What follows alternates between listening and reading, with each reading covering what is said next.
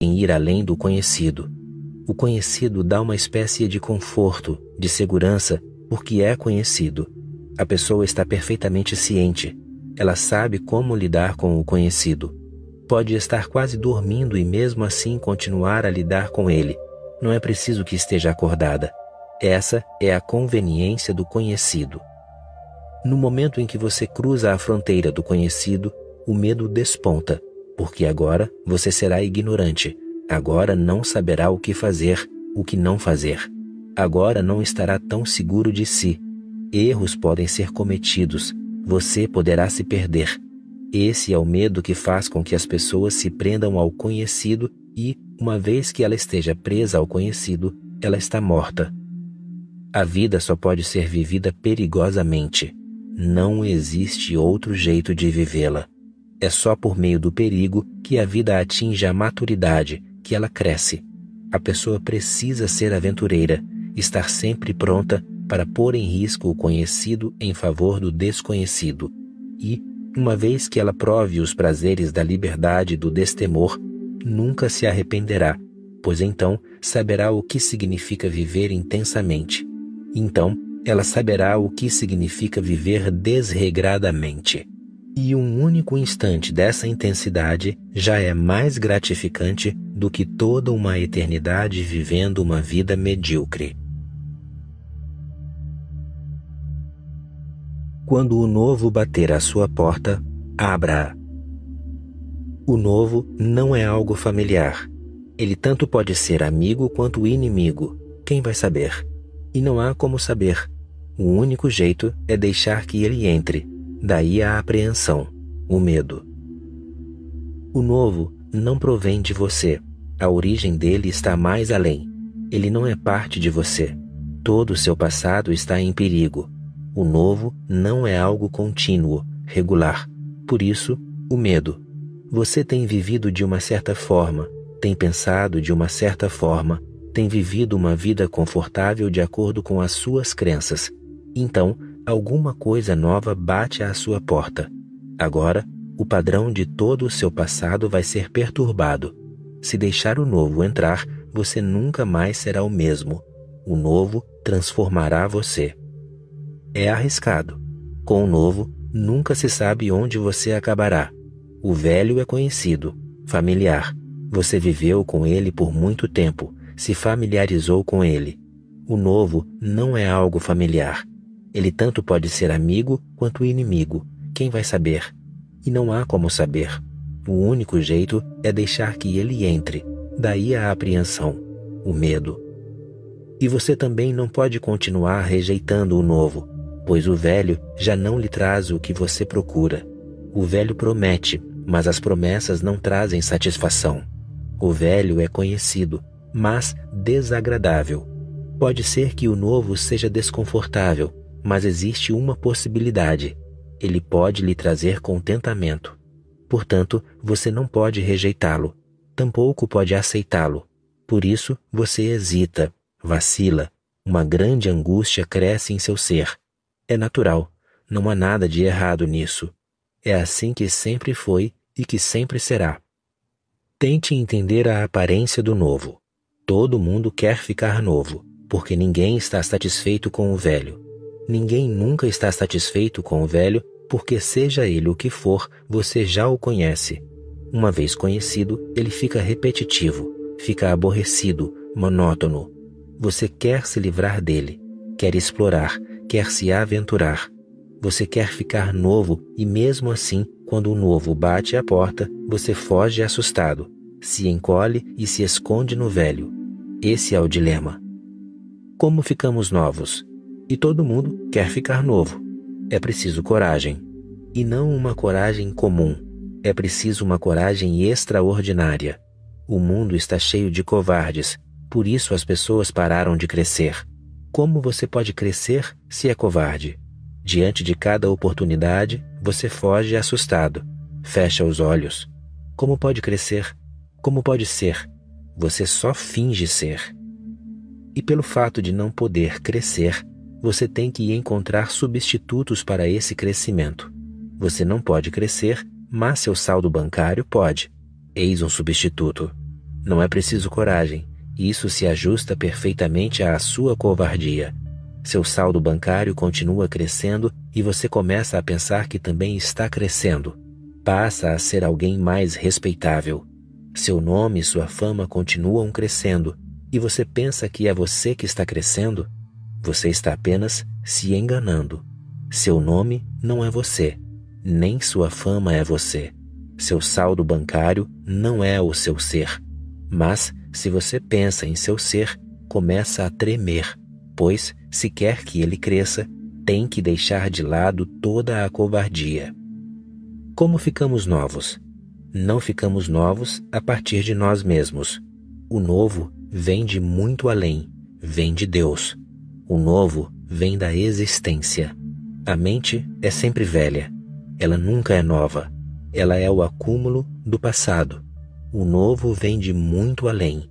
É um presente de Deus. Ele vem de muito além e é de muito além.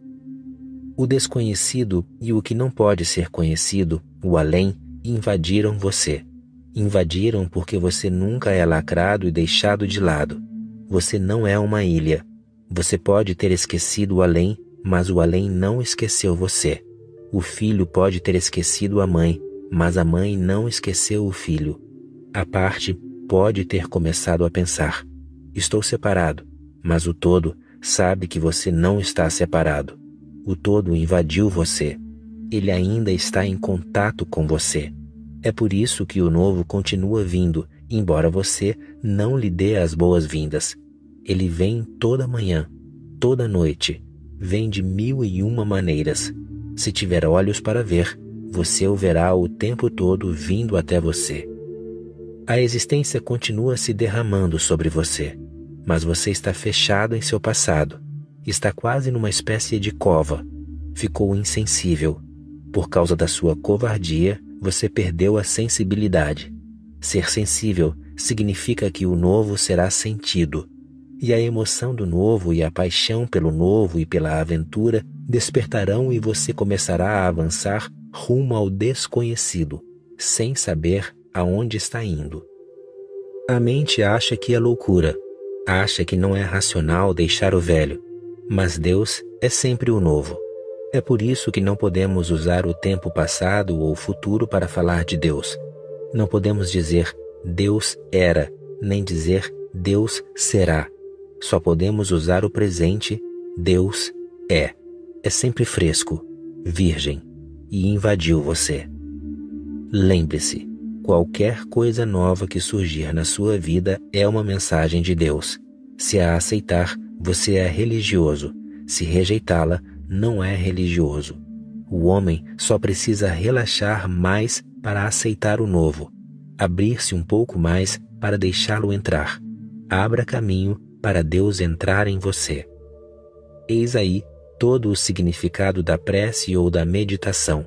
Você se abre, diz sim, diz entre, diz esperei tanto e estou grato por você ter vindo. Sempre receba o novo com grande alegria, mesmo que às vezes ele lhe traga algumas inconveniências. Ainda assim vale a pena, pois só por meio dos erros nós aprendemos e só por meio das dificuldades podemos crescer. O novo trará dificuldades. É por isso que você opta pelo velho. Ele não traz dificuldade nenhuma. É um consolo, um abrigo. Mas só o novo, aceito de modo profundo e total, pode transformar você. Você não pode trazer o novo para a sua vida. O novo vem. Você pode aceitá-lo ou rejeitá-lo. Se rejeitá-lo, você continua sendo uma pedra fechada e morta. Se o aceita, você se torna uma flor, começa a se abrir. E nessa abertura está a celebração. Só a entrada do novo pode transformar você. Não existe outro meio de transformação. E lembre-se, ele não tem nada que ver com você e seus esforços. Mas não ter nada que ver não significa que você pode parar de agir.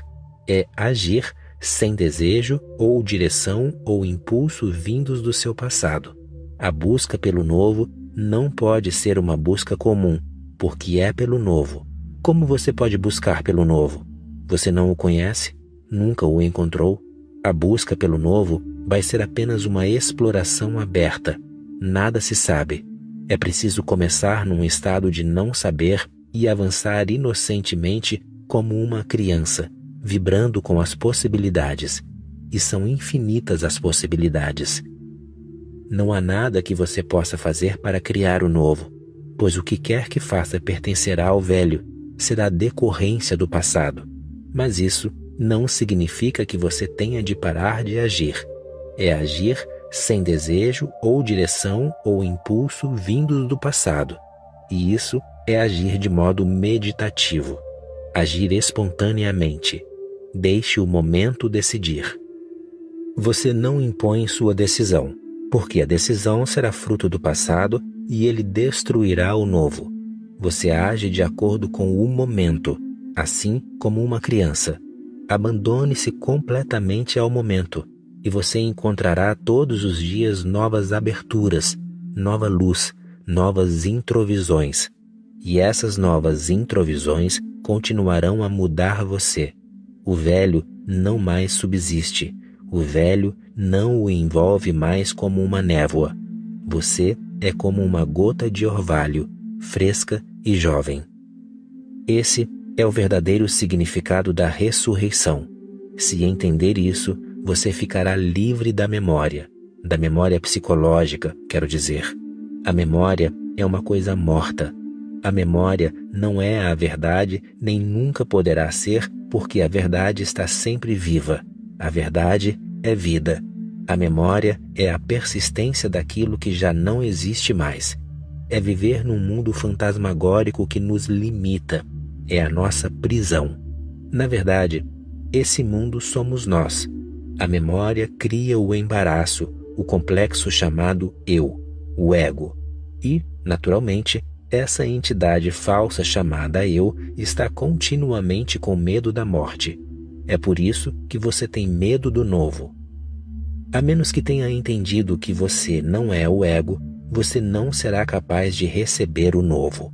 Depois que tiver percebido que o ego é a sua memória do passado e nada mais, que você não é a sua memória, que a memória é só um biocomputador, é uma máquina, um mecanismo, um utilitário, mas que você é mais do que isso, você é consciência, não memória. A memória é um conteúdo da consciência.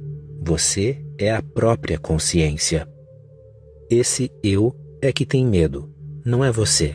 O ser não tem medo, mas o ego tem, pois ele morre de medo de morrer. O ego é artificial, é arbitrário, é construído.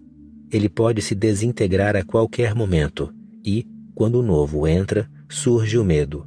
O ego fica amedrontado, ele pode se desintegrar. De algum modo, ele tem conseguido se manter, tem conseguido se conservar num só pedaço, e agora algo novo aparece. Isso vai estilhaçá-lo. Eis porque você não aceita o novo com alegria. O ego não pode aceitar sua própria morte com alegria.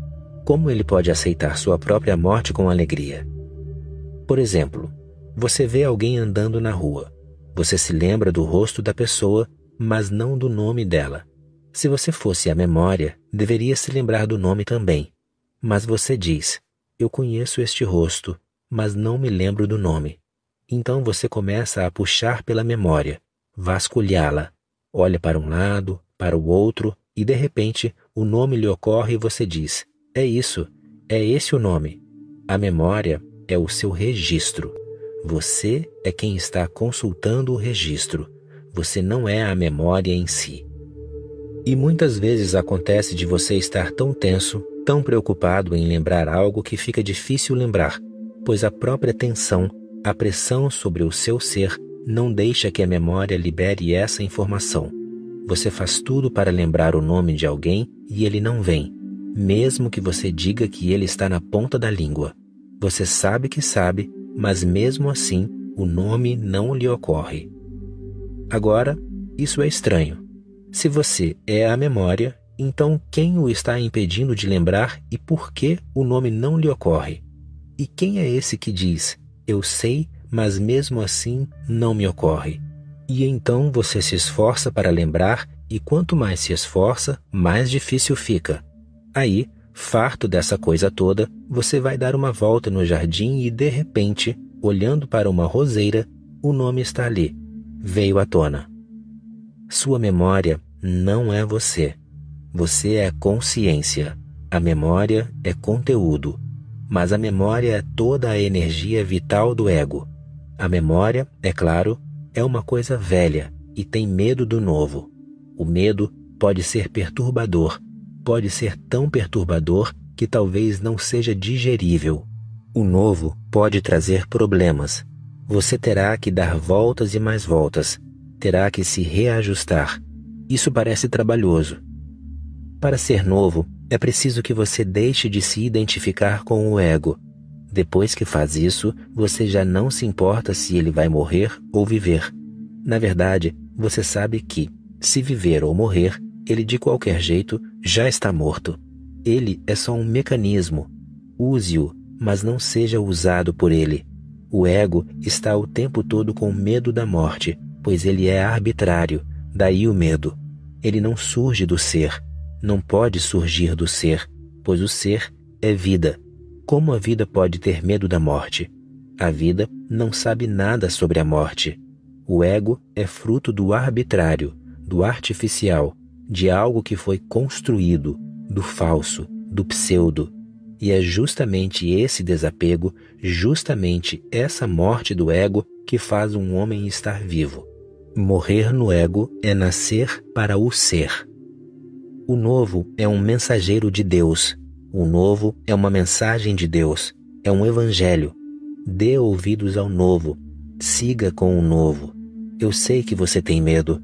Apesar do medo, siga com o novo e a sua vida vai ficar cada vez mais rica e um dia você será capaz de libertar seu esplendor aprisionado.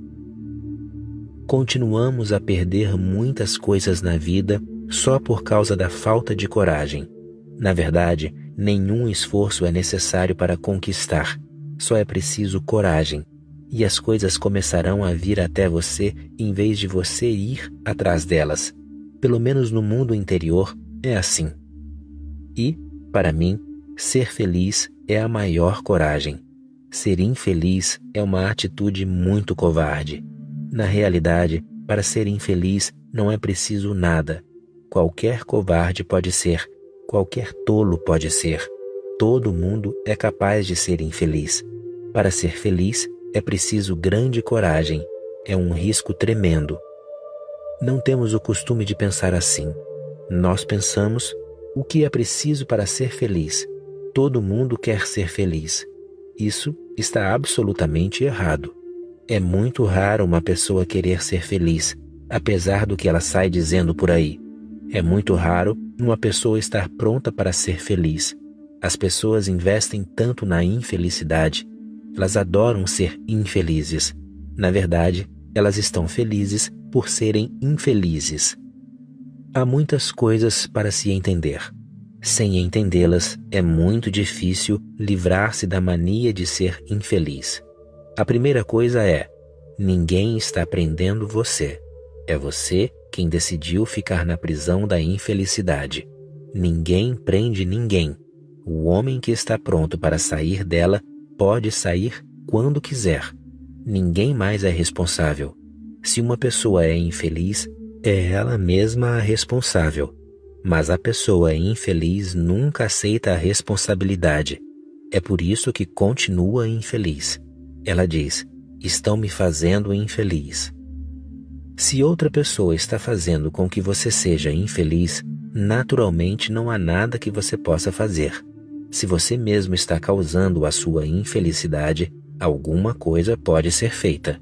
Alguma coisa pode ser feita imediatamente.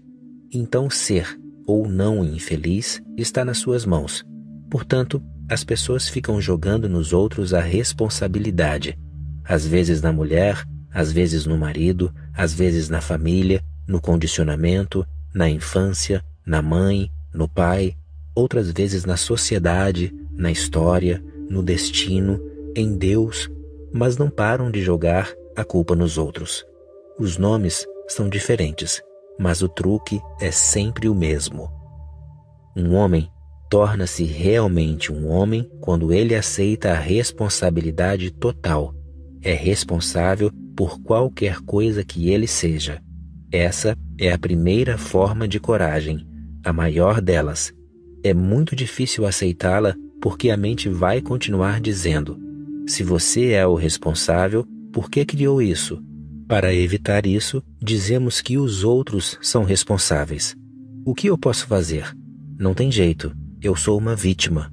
Sou jogado daqui e dali por forças maiores do que eu e não posso fazer nada.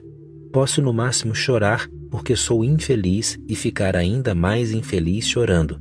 E tudo cresce. Se você cultiva uma coisa, ela cresce. Então, você vai cada vez mais fundo, mergulha cada vez mais fundo. Ninguém, nenhuma outra força está fazendo nada para você. É você e só você.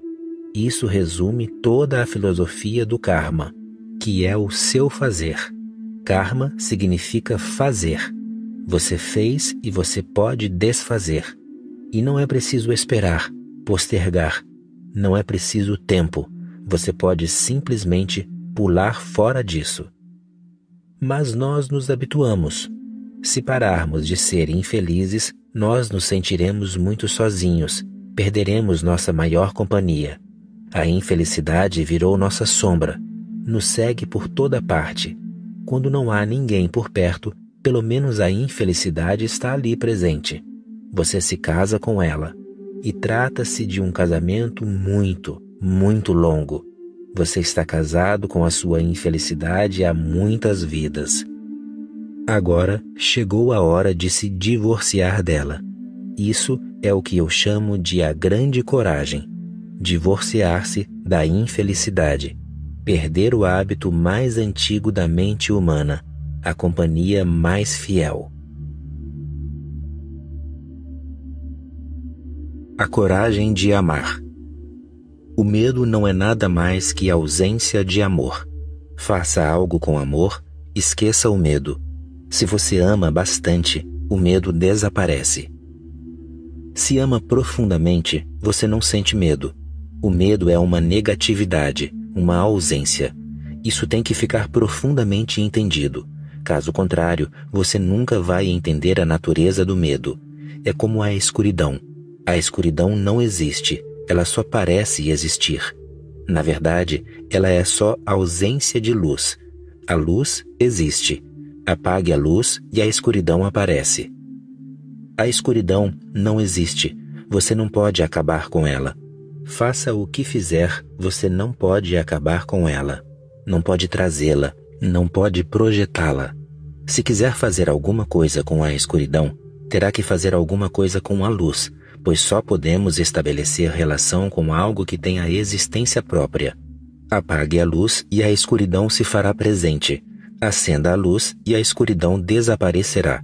Mas você fará algo com a luz. Você não poderá fazer nada com a escuridão. Medo é escuridão, é ausência de amor.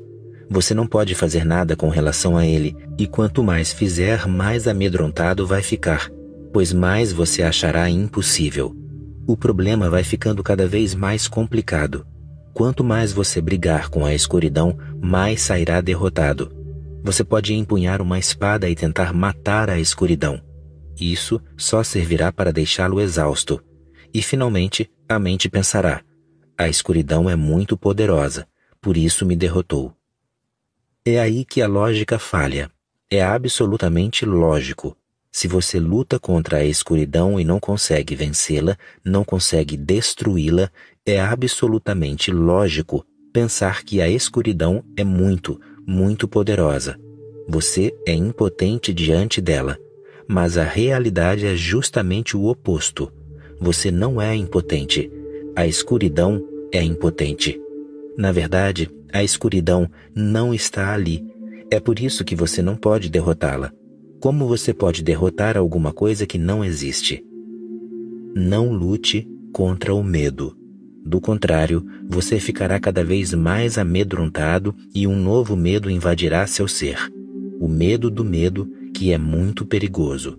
Em primeiro lugar, O medo é uma ausência, e em segundo, o medo do medo é o medo da ausência da ausência.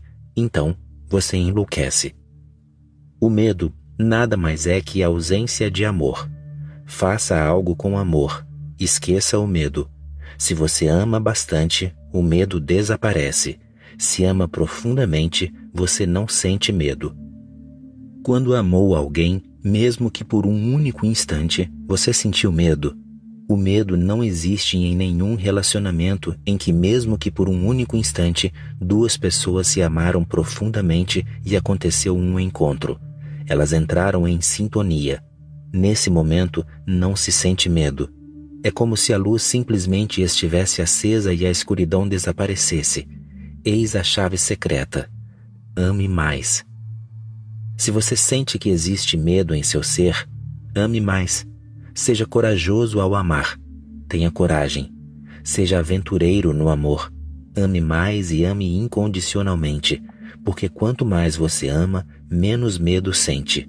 E, quando eu digo amor, quero dizer todas as 4 camadas do amor, do sexo ao samadhi. Ame profundamente. Se você amar profundamente num relacionamento sexual, uma grande parte do medo desaparecerá do seu corpo. Se o corpo treme de medo, trata-se do medo de sexo. Você não tem estabelecido um relacionamento sexual profundo. Seu corpo treme. Seu corpo não está à vontade, não está em casa. Ame profundamente. O orgasmo sexual dissipará todo o medo do seu corpo. Quando eu digo dissipar todo o medo, não quero dizer que você mostrará a bravura, porque a bravura não passa de covardia, ao contrário. Quando eu digo que todo medo desaparecerá, significa que não haverá nem covardia, nem bravura. Esses são 2 aspectos do medo. Veja as pessoas que demonstram bravura. Você percebe que lá no fundo elas estão amedrontadas. Elas simplesmente criaram uma armadura em torno delas. A bravura não é destemor, é medo bem protegido, bem defendido, encouraçado. Quando o medo desaparece, você mostra destemor. E uma pessoa destemida é alguém que nunca causa medo em ninguém e que nunca deixa que ninguém lhe cause medo. O orgasmo sexual profundo faz com que o corpo se sinta em casa. Uma saúde muito, muito profunda se instala no corpo, porque ele se sente inteiro. Então, o segundo passo é o amor. Ame as pessoas, incondicionalmente. Se tiver algumas condições em mente, você nunca será capaz de amar. Essas condições virarão barreiras. Se o amor faz bem a você, por que se importar com condições?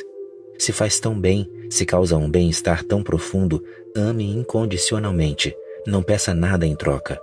Se você entender que só amando aumentará seu destemor, você a amará apenas pelo prazer que isso lhe dá. As pessoas comuns amam só quando suas condições são atendidas. Elas dizem: você tem que ser deste jeito, só assim eu amarei você. A mãe diz para o filho: eu o amarei só se você se comportar direito. A mulher diz ao marido: você tem que ser deste jeito, só assim posso amá-lo. Todo mundo estabelece condições. O amor desaparece. O amor é um céu infinito. Você não pode confiná-lo em espaços exíguos, condicioná-lo, limitá-lo. Se você areja a casa e depois fecha tudo, todas as janelas, todas as portas, logo ela fica mofada. Sempre que o amor acontece, ele insufla liberdade. Você leva ar fresco para a sua casa, mas tudo logo fica mofado, empoeirado. Esse é um grande problema para toda a humanidade. Tem sido de fato um problema. Quando você ama, tudo parece lindo, pois nesses momentos você não impõe condições. 2 pessoas se aproximam uma da outra incondicionalmente. Depois que firmam um compromisso, que passam a ter certeza do amor uma da outra, então as condições são estabelecidas. Você tem que ser assim, tem que se comportar assim, só dessa forma eu posso amá-lo. Como se o amor fosse uma barganha. Se você não ama de todo o coração, está barganhando. Você quer forçar a outra pessoa a fazer alguma coisa por você. Só então você ama. Do contrário, você trairá seu amor. Você está usando seu amor como uma punição ou como uma imposição, mas não está amando. Ou você nega seu amor ou o demonstra, mas em ambos os casos o amor em si não é a finalidade. A finalidade é outra. Se você tem uma esposa, então dá presentes a ela. Ela fica feliz, abraça você, o beija. Mas, quando você não traz nada para casa, vocês se distanciam. Ela não o abraça, não chega perto de você. Quando você faz coisas desse tipo, está esquecendo que quando ama, o amor faz bem a você, não só aos outros. O amor, em primeiro lugar, faz bem àqueles que amam e, depois, faz bem àqueles que são amados. As pessoas vêm até mim e sempre me dizem: tal pessoa não me ama. Ninguém chega e diz: eu não amo tal pessoa. O amor virou uma exigência. O outro não me ama. Esqueça o outro. O amor é um fenômeno tão lindo. Se você ama, você usufrui. E quanto mais ama, mais cativante você fica. Quanto menos ama, mais você exige que os outros o amem, e menos cativante você fica. Mais se fecha, mais se confina em seu ego. E você fica desconfiado.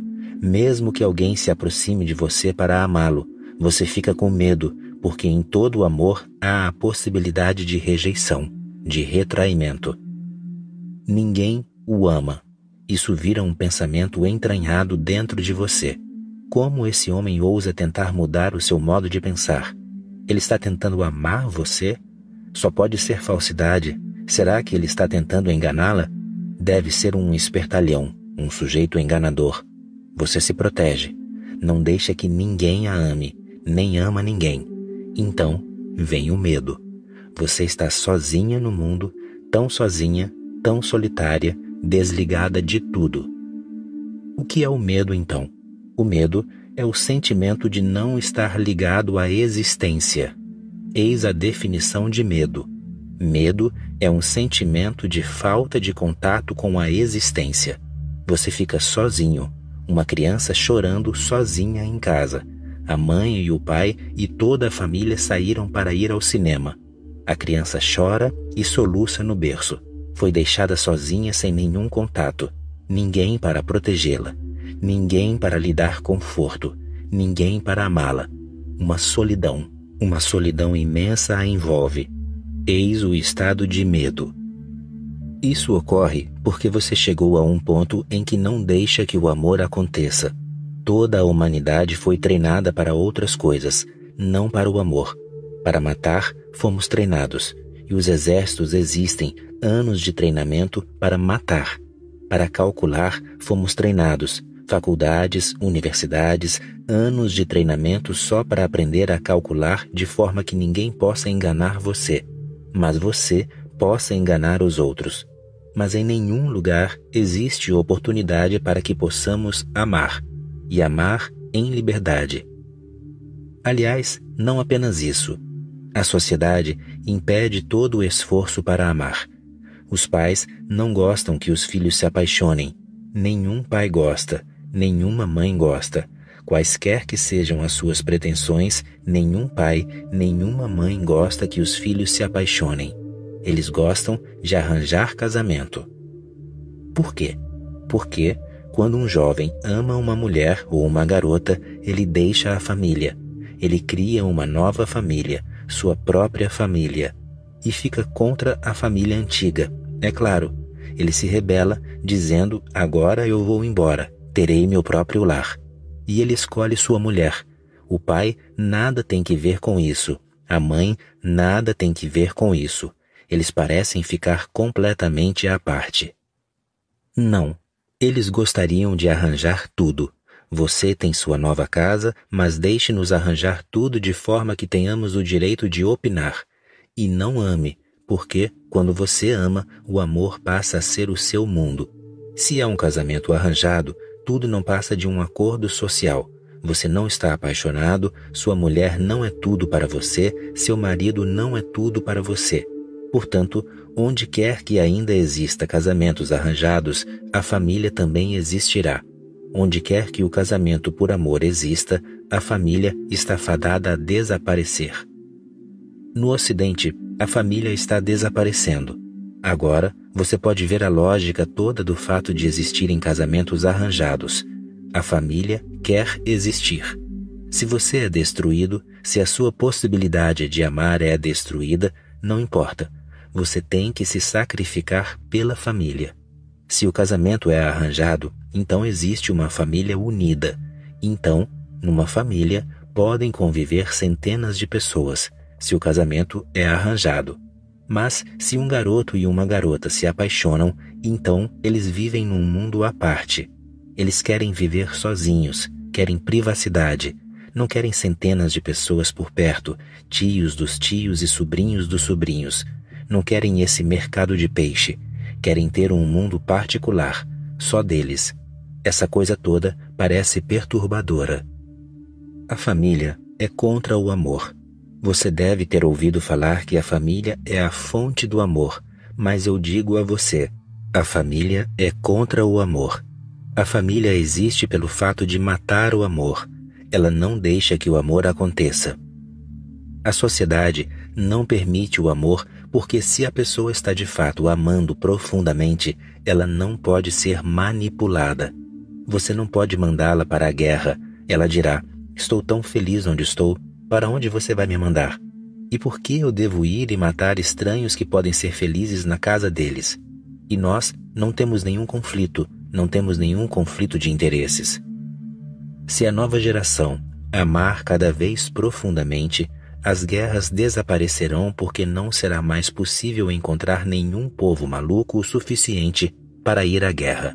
Se você ama, você já provou alguma coisa da vida. Não vai gostar da morte e de matar pessoas. Se você não ama, não provou nada da vida. Você ama a morte. O medo mata, quer matar. O medo é destrutivo. O amor é uma energia criativa. Quando ama, você quer criar. Pode querer cantar, pintar, fazer poemas, mas não vai querer pegar uma baioneta ou uma bomba atômica e sair por aí feito louco matando pessoas que são absolutamente desconhecidas para você, que não fizeram nada, que são tão desconhecidas para você quanto você é para elas. O mundo só desistirá das guerras quando o amor reinar novamente. Os políticos não querem que você ame. A sociedade não quer que você ame. A família não quer que você ame. Eles todos querem controlar sua energia de amor porque essa é a única energia que existe. Eis porque existe medo. Se você entende o que eu digo, deixe de lado todos os medos e ame mais. Ame incondicionalmente. Não pense que está fazendo algo pelos outros quando ama. Você está fazendo algo por si mesmo. Quando ama, isso faz bem para você. Então não espere. Não diga que vai amar quando os outros amarem. Isso absolutamente não importa. Seja egoísta. O amor é egoísta. Ame as pessoas. Isso fará com que se sinta pleno, fará com que se sinta cada vez mais abençoado. E, quando o amor se aprofunda, o medo desaparece. O amor é a luz, o medo é a escuridão. E existe ainda o terceiro estágio do amor, a prece. As igrejas, as religiões, as seitas organizadas, elas os ensinam a rezar, mas, na verdade, elas o impedem de rezar porque a prece é um fenômeno espontâneo, não pode ser ensinado. Se na infância o ensinaram a rezar, você foi privado de uma linda experiência que poderia ter acontecido. A prece é um fenômeno espontâneo. Tenho de contar a você uma história que eu adoro. Leão Tolstói escreveu uma historieta. Numa certa parte da antiga Rússia, havia um lago que ficou famoso por causa de 3 santos. Todo o país ficou interessado. Milhares de pessoas viajaram para o lago para ver os 3 santos. O alto sacerdote do país teve receio. O que estava acontecendo? Ele nunca ouvira falar sobre esses santos e nenhum deles fora canonizado pela igreja. Quem fizera deles santos? O cristianismo tem feito uma das maiores tolices que já vi. eles declaram: "Este homem é santo", como se você pudesse fazer de um homem santo declarando-o santo. Mas as pessoas estavam ficando maravilhadas e havia muitas notícias de que milagres estavam acontecendo, de forma que o padre teve que ir e ver como a situação estava.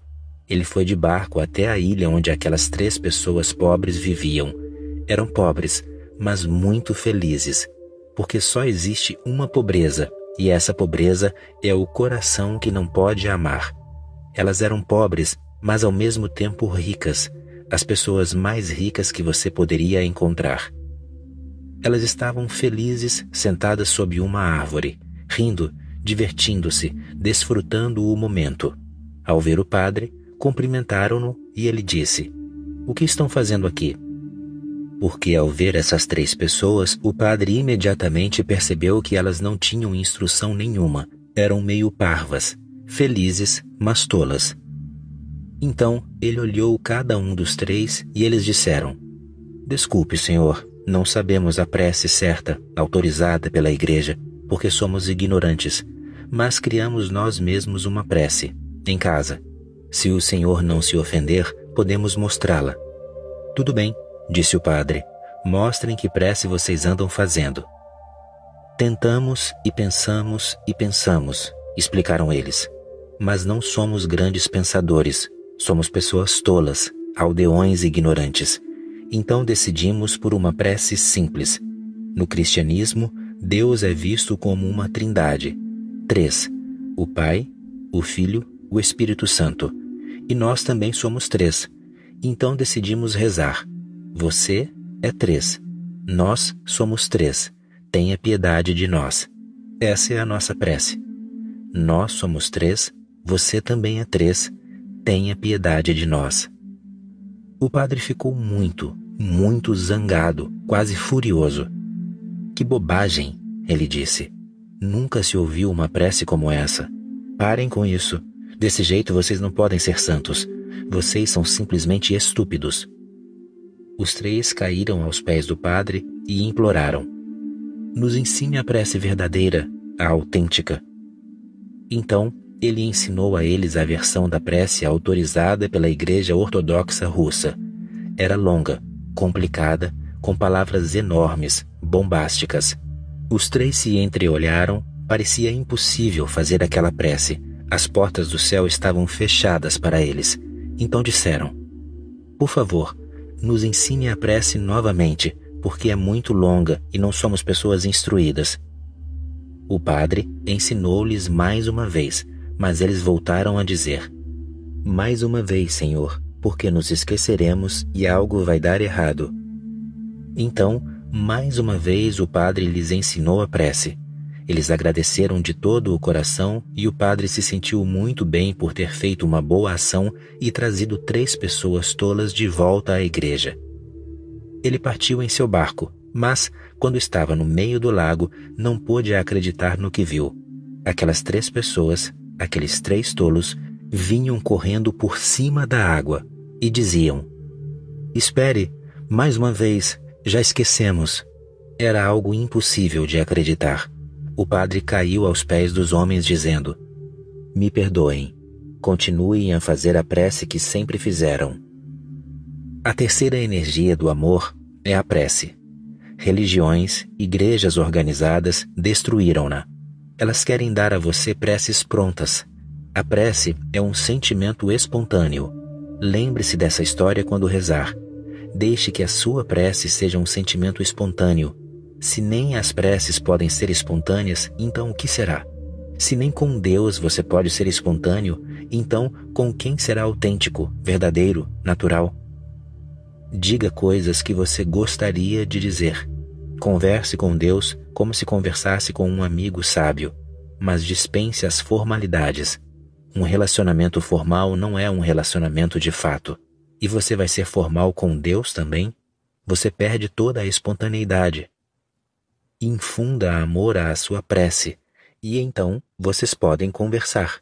É uma coisa linda, um diálogo com o universo. Mas você já observou? Se for realmente espontâneo, as pessoas pensarão que você é louco. Se você se voltar para uma árvore e começar a falar, ou para uma flor, uma rosa, as pessoas acharão que está louco. Se você for à igreja e falar com uma cruz ou com uma imagem, ninguém achará que está louco. Acham que você é uma pessoa religiosa. Estará falando com uma pedra num templo e todo mundo achará que você é uma pessoa religiosa, porque essa é a forma autorizada. Se você fala com uma rosa, que está muito mais viva do que uma imagem de pedra, que é muito mais divina que qualquer imagem de pedra, se fala com uma árvore que tem raízes muito mais profundas em Deus do que qualquer cruz, porque nenhuma cruz tem raízes, é uma coisa morta, é por isso que ela mata. A árvore está viva, tem raízes que penetram as entranhas da terra, galhos que se estendem para o céu, está ligada ao todo, com os raios do sol, com as estrelas. Fale com as árvores. Elas podem ser um ponto de contato com o divino. Mas, se fizer isso, as pessoas vão achar que está louco. A espontaneidade é vista como loucura. As formalidades são consideradas um sinal de sanidade. Só que na realidade o que acontece é o contrário. Quando você entra num templo e simplesmente repete alguma prece que decorou, está simplesmente fazendo uma tolice. Tenha uma conversa de coração para coração, e a prece ficará linda, você começará a florescer por meio dela. Rezar é estar apaixonado pelo todo, e às vezes você fica zangado com o todo e não fala. Isso é lindo. Você diz, não vou falar, chega, você não está me ouvindo. Um belo gesto, nada morto. E às vezes você abandona completamente a prece, porque rezou e Deus não o ouviu. É um relacionamento com um envolvimento profundo. Você fica com raiva. Às vezes se sente bem grato, agradecido. Às vezes fica desconcertado. Mas deixe que seja um relacionamento vivo. Aí a prece será verdadeira. Se você só tagarela como um gramofone e repete a mesma coisa todo dia, não é prece. Ouvi falar de um advogado que era um homem muito calculista. Toda noite ele ia para a cama, olhava o céu e dizia, idem, exatamente como nos outros dias, e ia dormir. Só uma vez ele rezou, a primeira vez na vida, e então, idem. Era uma coisa meio jurídica, para que dizer a mesma prece novamente? Se você diz idem ou repete a coisa toda, dá no mesmo. A prece tem de ser uma experiência vivida, um diálogo de coração para coração. E não demora muito, se for sincero. Você sentirá que não só você está falando, mas a resposta também está ali. Então a prece sustenta a si mesma, atinge a maioridade. Quando você sente a resposta, é sinal de que não é só você falando. Se for um monólogo, ainda não é prece. É um diálogo. Você não só fala, como ouve. E eu digo a você que toda a existência está pronta para responder. Se o seu coração estiver aberto, o todo responde. Não existe nada igual à prece. Nenhum amor pode ser tão belo quanto a prece. Assim como o sexo, nenhum pode ser tão belo quanto o amor, amor nenhum pode ser tão belo quanto a prece. Mas existe então um quarto estágio, que eu chamo de meditação. Ali, o diálogo também cessa. Então, você tem um diálogo em silêncio. As palavras cessam, pois, quando o coração está realmente pleno, você não consegue falar. Quando o coração está transbordando, só o silêncio pode ser o veículo de comunicação. Então, não existe o outro. Você e o universo são uma coisa só. Você nem diz nada, nem escuta nada. Você está com o uno, com o universo, com o todo. Uma unicidade, que é a meditação. Esses são os 4 estágios do amor, e em cada um deles ocorrerá o desaparecimento do medo. Se o sexo acontece de maneira bela, o medo do corpo desaparece. O corpo não ficará neurótico. Geralmente, tenho observado milhares de corpos. Eles são neuróticos, corpos enlouquecidos, insatisfeitos, fora de casa. Se o amor acontece, o medo desaparece da mente. Você tem uma vida de liberdade, fácil, em casa. Nenhum medo surgirá, nenhum pesadelo. Se a prece acontece, então o medo desaparece completamente, porque com a prece você se torna um. Começa a sentir um relacionamento profundo com o todo. Do espírito, o medo desaparece. O medo da morte desaparece quando você reza, nunca antes disso. E, quando você medita, até o destemor desaparece. O medo desaparece, o destemor desaparece. Nada permanece, ou só o nada permanece. Uma imensa pureza, a virgindade, a inocência. Não é um relacionamento, mas um estado de ser. O amor não é um relacionamento, é um estado de ser. Não há mais nada a fazer com ninguém. Você não está amando, você é amor. Mas é claro que quando você é amor, você está amando. Mas isso é uma consequência, um subproduto, não é a fonte. A fonte é que você é amor. E quem pode ser amor? É certo que se você não está consciente de quem é, você não pode ser amor. Você será medo. O medo é justamente o contrário do amor. Lembre-se, o ódio não é o oposto do amor, como as pessoas pensam. O ódio é o amor ao contrário, não é o oposto do amor. O verdadeiro oposto do amor é o medo. No amor, expandimos. No medo, encolhemos. No medo, ficamos fechados. No amor, nos abrimos. No medo, duvidamos. No amor, confiamos. No medo, ficamos solitários. No amor, desaparecemos. Por isso, não há nenhuma dúvida quanto à solidão. Quando não se é, como se pode ser solitário? Então, essas árvores e esses pássaros e essas nuvens e o sol e as estrelas estão todos dentro de você. Amor é quando você conheceu o seu céu interior. A criança pequena está livre do medo. As crianças nascem sem medo. Se a sociedade puder ajudá-las e apoiá-las para que continuem sem medo, puder ajudá-las a subir em árvores e a escalar montanhas, nadar nos mares e nos rios, se a sociedade puder ajudá-las de todas as formas possíveis a se tornarem aventureiras, aventureiras do desconhecido, e se a sociedade puder fomentar um grande questionamento em vez de dar a elas crenças mortas, então as crianças serão grandes amantes, amantes da vida. E essa é a verdadeira religião. Não existe religião mais elevada que o amor.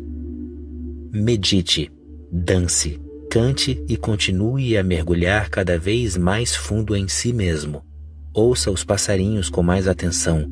Olhe as flores com assombro, com deslumbre. Não se torne uma pessoa instruída. Não continue a rotular as coisas. Porque instrução é isso. A grande arte de rotular tudo, dividir tudo em categorias. Encontre as pessoas, misture-se com elas, com o maior número de pessoas possível, porque cada pessoa expressa uma faceta diferente de Deus. Aprenda com elas. Não tenha medo. Esta existência não é inimiga sua. Esta existência cuida de você como uma mãe. Ela está pronta para apoiar você de toda maneira possível. Confie e você começará a sentir um fluxo crescente de energia. Essa energia é amor. Essa energia quer abençoar toda a existência, pois com ela nos sentimos abençoados. E, quando você se sente abençoado, o que mais pode fazer senão abençoar toda a existência? O amor é um desejo profundo de abençoar toda a existência. Este bolo está uma delícia. O amor é muito raro. Tocar o cerne de uma pessoa é enfrentar uma revolução, pois, se você quiser tocar uma pessoa em sua essência, terá de deixar que essa pessoa toque a sua essência também. Você terá que ficar vulnerável, absolutamente vulnerável, aberto. É um risco, Deixar que alguém toque a sua essência é arriscado, perigoso, porque você nunca sabe o que essa pessoa fará com você. E depois que todos os seus segredos forem devassados, depois que tudo o que você esconde for descoberto, depois que você estiver completamente exposto, o que a outra pessoa vai fazer nunca se sabe. O medo aparece. É por isso que nunca nos abrimos. Basta que haja familiaridade para que você ache que o amor aconteceu. Periferias se encontram e achamos que nos encontramos. Você não é a sua periferia. Na verdade, a periferia é a fronteira onde você termina. Só a cerca ao seu redor. Não é você. A periferia é o lugar onde você termina e o mundo começa. Mesmo casais que vivem juntos há muitos anos podem ser meros conhecidos.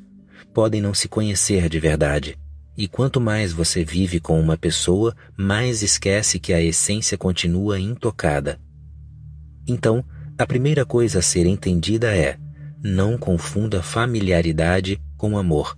Vocês podem estar fazendo amor, podem se relacionar sexualmente, mas o sexo também é periférico. A menos que as essências se encontrem, o sexo é apenas o encontro de dois corpos, e o encontro de dois corpos não é um encontro. O sexo também continua a ser familiaridade, física, corporal, mas ainda é só familiaridade. Você só consegue deixar alguém conhecer a sua essência quando não está com medo, quando não teme. Existem dois tipos de vida. Uma norteada pelo medo e a outra norteada pelo amor. A primeira talvez nunca o conduza a um relacionamento profundo. Você vive com medo, e o outro não tem permissão, não tem aval para chegar até você, para tocar a sua essência. Você dá essa permissão ao outro até certo ponto, mas depois disso uma parede se ergue e a coisa para ali. A pessoa norteada pelo amor é aquela que não tem medo do futuro, não tem medo do resultado ou da consequência. Ela vive aqui e agora. Não se preocupa com o resultado. Quem se preocupa é a mente norteada pelo medo. Não pensa no que vai acontecer fora dela. Contenta-se em ficar aqui e agir de corpo inteiro. Não calcula. O homem norteado pelo medo está sempre calculando, planejando, fazendo arranjos, garantindo. Ele perde a vida inteira fazendo isso. Ouvi falar sobre um velho monge zen. Ele estava em seu leito de morte. Seu último dia chegara e ele declarou que naquela noite não estaria mais ali. Então, seus seguidores, discípulos e amigos começaram a vir. Havia muitas pessoas que o amavam. Todas elas começaram a chegar. Pessoas chegavam de todos os lugares. Um dos seus discípulos mais antigos, quando ouviu que o mestre ia morrer, correu para o mercado. Alguém perguntou: "O mestre está morrendo em sua cabana e você está indo ao mercado?" "Eu sei que meu mestre adora um certo tipo de bolo", respondeu o discípulo. "Então, estou indo comprar o bolo." Foi difícil encontrar o bolo, mas à noite, quando finalmente conseguiu, ele saiu correndo com a guloseima na mão. Todo mundo estava preocupado. Era como se o mestre estivesse esperando por alguém. Ele abria os olhos, olhava em volta e os fechava novamente. Quando o discípulo chegou, ele disse: "Bem, então você chegou. Onde está o bolo?" O discípulo mostrou o bolo, muito contente pelo mestre ter perguntado dele. Nos estertores da morte, o mestre pegou o bolo na mão, mas a mão não tremia. Ele era muito velho, mas a mão dele não tremia. Então alguém perguntou: "O senhor é tão idoso e está à beira da morte. O último suspiro logo o levará, mas sua mão não treme." "Eu nunca tremo", respondeu o mestre, "pois não existe medo. Meu corpo ficou velho, mas eu ainda sou jovem, e permaneço jovem mesmo quando meu corpo está morrendo."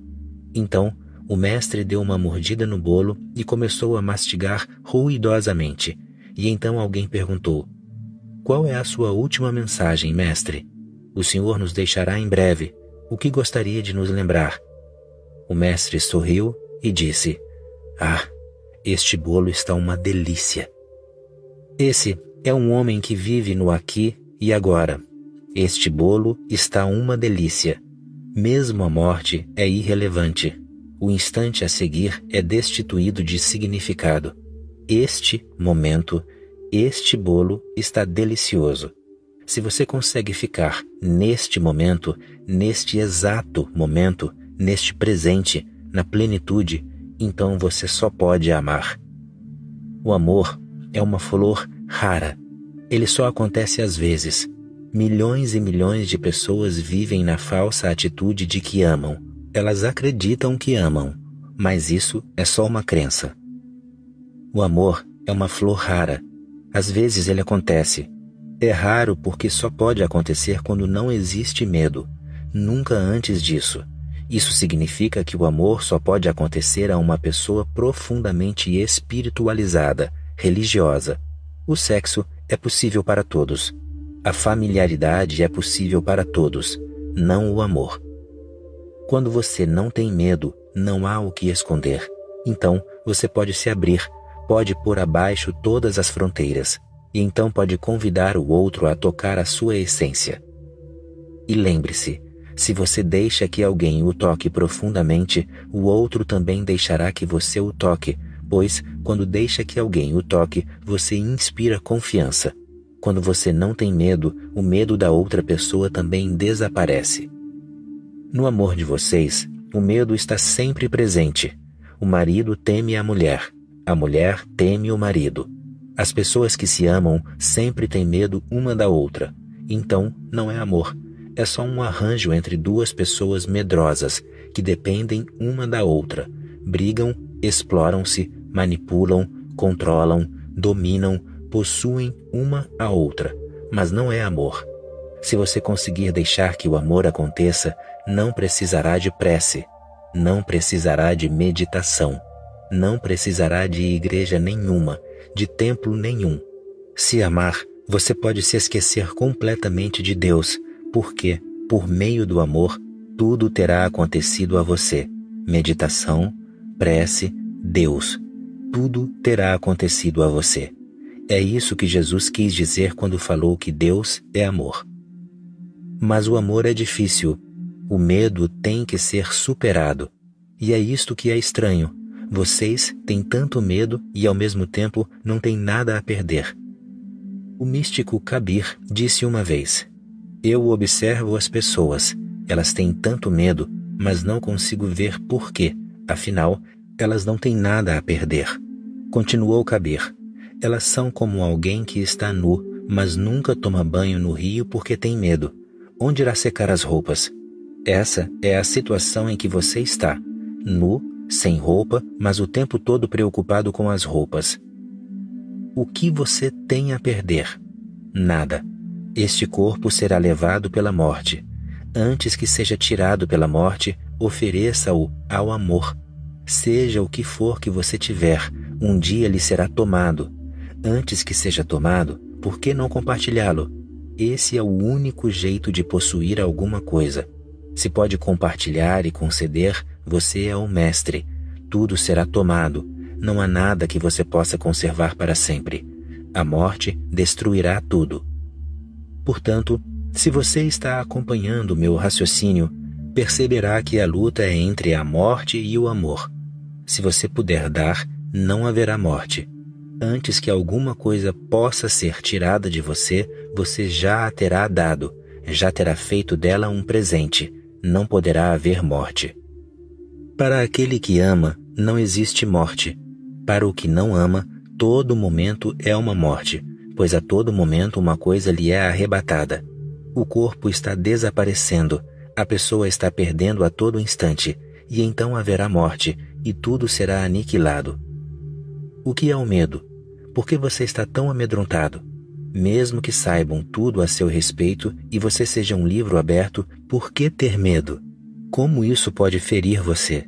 Apenas falsos conceitos dados pela sociedade que você tem de se esconder, tem de se proteger, tem de estar constantemente com disposição para lutar, que todo mundo é inimigo, todos estão contra você. Ninguém está contra você. Mesmo que sinta que alguém está contra você, saiba que essa pessoa também não está contra você, porque todo mundo está preocupado consigo mesmo, não com você. Não há nada a temer. É preciso perceber isso para que um relacionamento verdadeiro possa acontecer.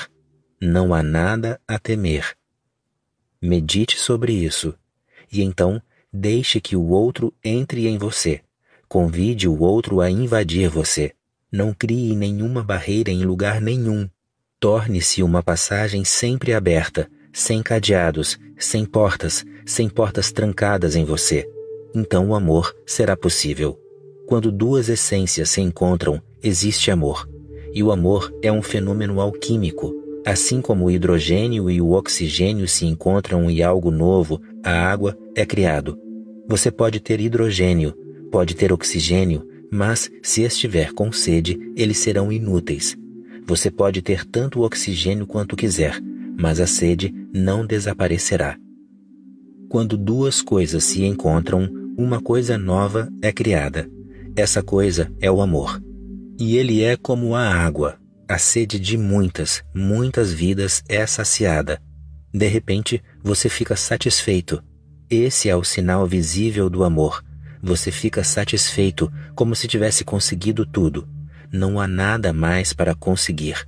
Você alcançou o seu objetivo. Não há outro objetivo além desse. O destino está cumprido. A semente virou uma flor. Chegou ao seu florescimento máximo. O contentamento profundo é o sinal visível do amor. Sempre que uma pessoa está amando, ela sente um profundo contentamento. O amor não pode ser visto, mas o contentamento, a satisfação profunda que a rodeia, sua respiração, cada movimento, todo o seu ser demonstra contentamento. Você pode se surpreender quando lhe digo que o amor faz com que você não tenha desejos, mas o desejo vem do descontentamento. Você deseja porque não tem. Deseja porque acha que se tivesse algo, isso lhe daria contentamento. O desejo nasce do descontentamento.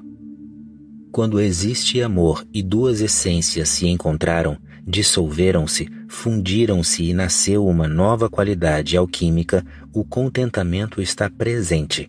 É como se toda a existência tivesse parado. Nenhum movimento. Então, o instante presente é o único instante. E aí, você pode dizer: ah, este bolo está uma delícia. Mesmo a morte não significa nada para o homem que ama. Um mundo sem fronteiras. O amor é uma abertura num mundo sem fronteiras. Um mundo que não acaba em lugar nenhum. O amor começa, mas não acaba nunca. Tem começo, mas não tem fim. Lembre-se de uma coisa. A mente costuma interferir e não dá ao amor seu infinito e seu espaço. Se você realmente ama uma pessoa, dá a ela espaço infinito. Seu próprio ser é só um espaço para ela crescer e com o qual crescer. A mente interfere e tenta possuir a pessoa. Então, o amor é destruído. A mente é muito gananciosa. A mente é ganância. A mente é muito venenosa. Portanto, se alguém quer entrar no mundo do amor, tem de deixar a mente de lado. Tem que viver sem a interferência da mente. A mente é útil quando está no seu devido lugar. Ela é necessária no supermercado, não no amor. É necessária quando você está preparando o seu orçamento, mas não quando está circulando no seu espaço interior. É necessária na matemática, não na meditação. Portanto, a mente tem sua utilidade, mas essa utilidade é para o mundo exterior. Para o interior, ela é simplesmente irrelevante. Então, seja cada vez mais amoroso, incondicionalmente amoroso. Seja amor. Seja uma abertura, seja só amor. Pássaros e árvores, terra e estrelas, homens e mulheres. Todo mundo entende isso. Preto e branco. Só existe uma língua, que é a língua do universo. Essa língua é o amor. Então, torne-se essa língua. E depois que você se tornar amor, um mundo totalmente novo se abrirá para você. um mundo sem fronteiras.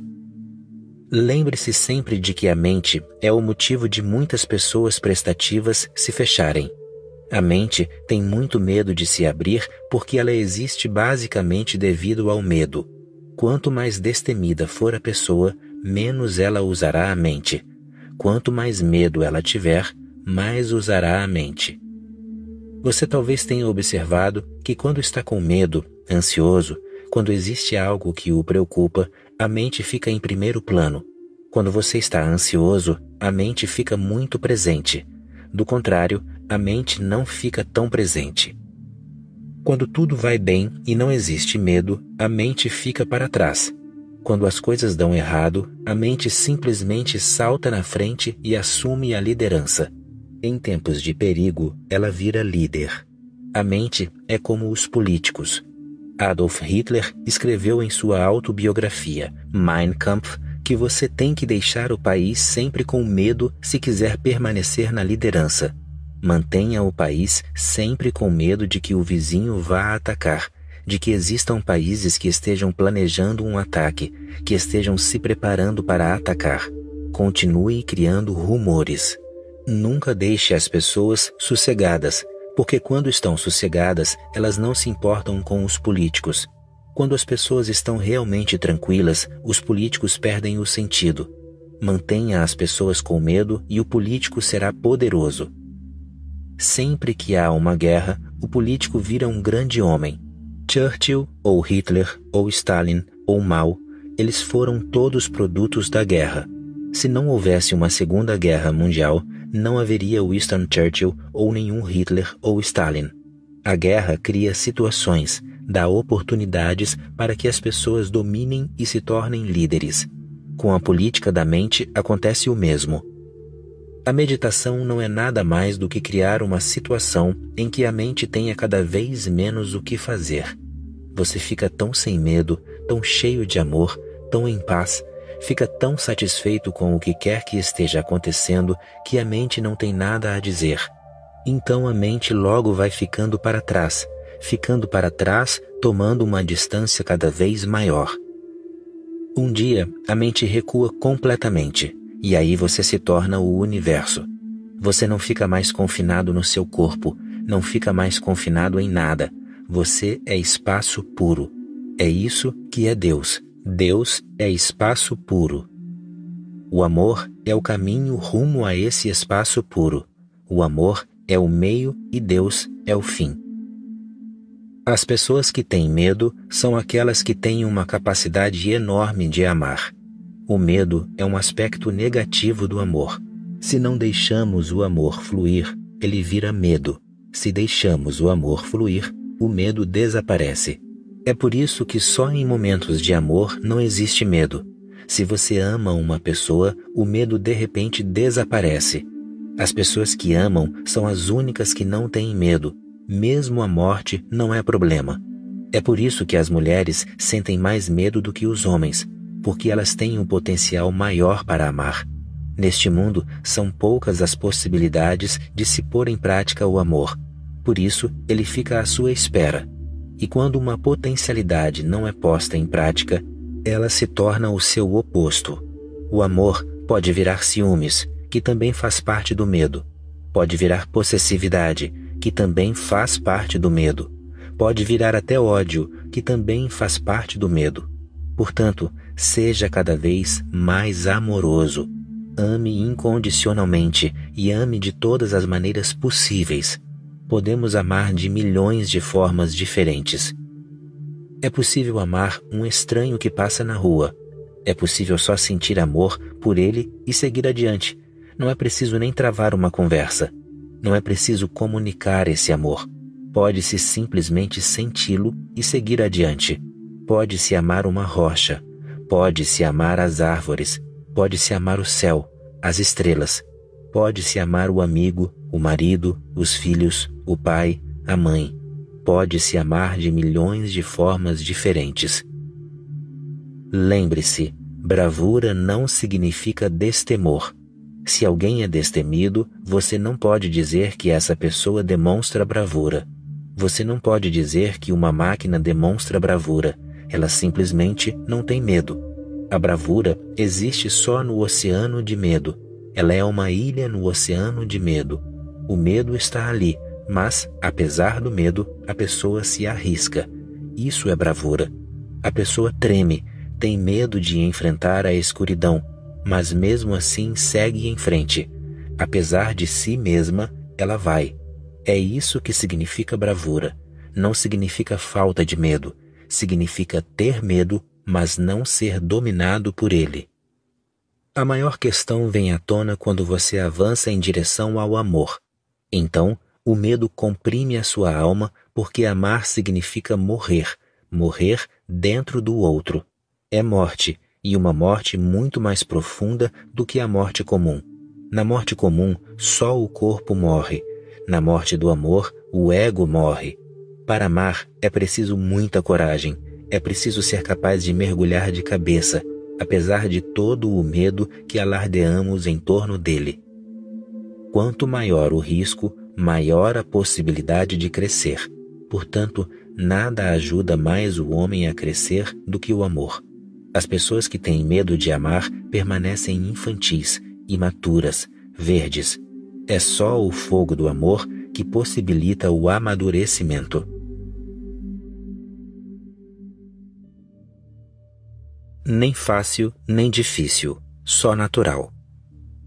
O amor é um estado natural da consciência. Não é nem fácil, nem difícil. Essas palavras de forma nenhuma se aplicam a ele. Ele não é um esforço, por isso não pode ser fácil, nem pode ser difícil. É como respirar. É como as batidas do coração. É como o sangue circulando no nosso corpo. O amor é o nosso próprio ser. Mas esse amor ficou quase impossível. A sociedade não o permite. A sociedade condiciona você de tal forma que o amor fica impossível e o ódio passa a ser a única coisa possível. Então o ódio é fácil e o amor não só é difícil como impossível. O homem tem sido deturpado. Ele não pode ser reduzido à escravidão se não for primeiro deturpado. Os políticos e os padres têm participado de uma profunda conspiração ao longo das eras. Eles têm reduzido a humanidade a uma multidão de escravos.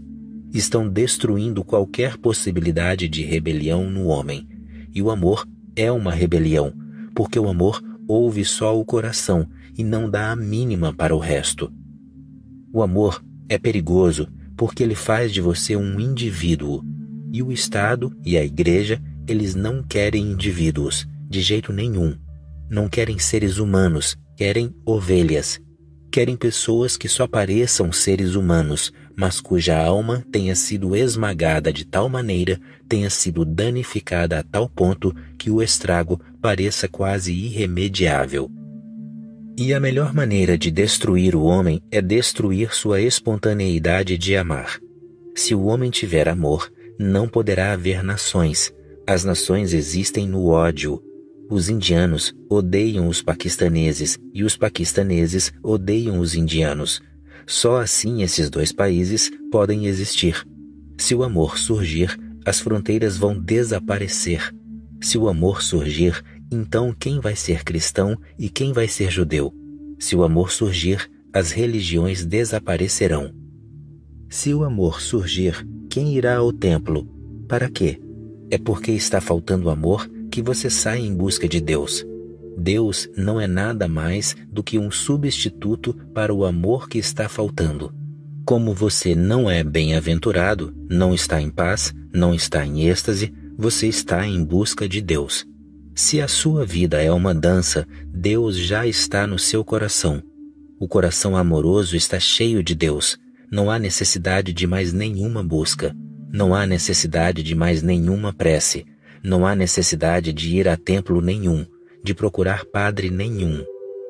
Por isso o padre e o político, esses dois, são inimigos da humanidade. Eles estão conspirando, pois o político quer governar seu corpo e o padre quer governar sua alma. E o segredo é o mesmo, destruir o amor. Então, o homem passa a ser nada além de uma vacuidade, de um vazio, uma existência sem sentido.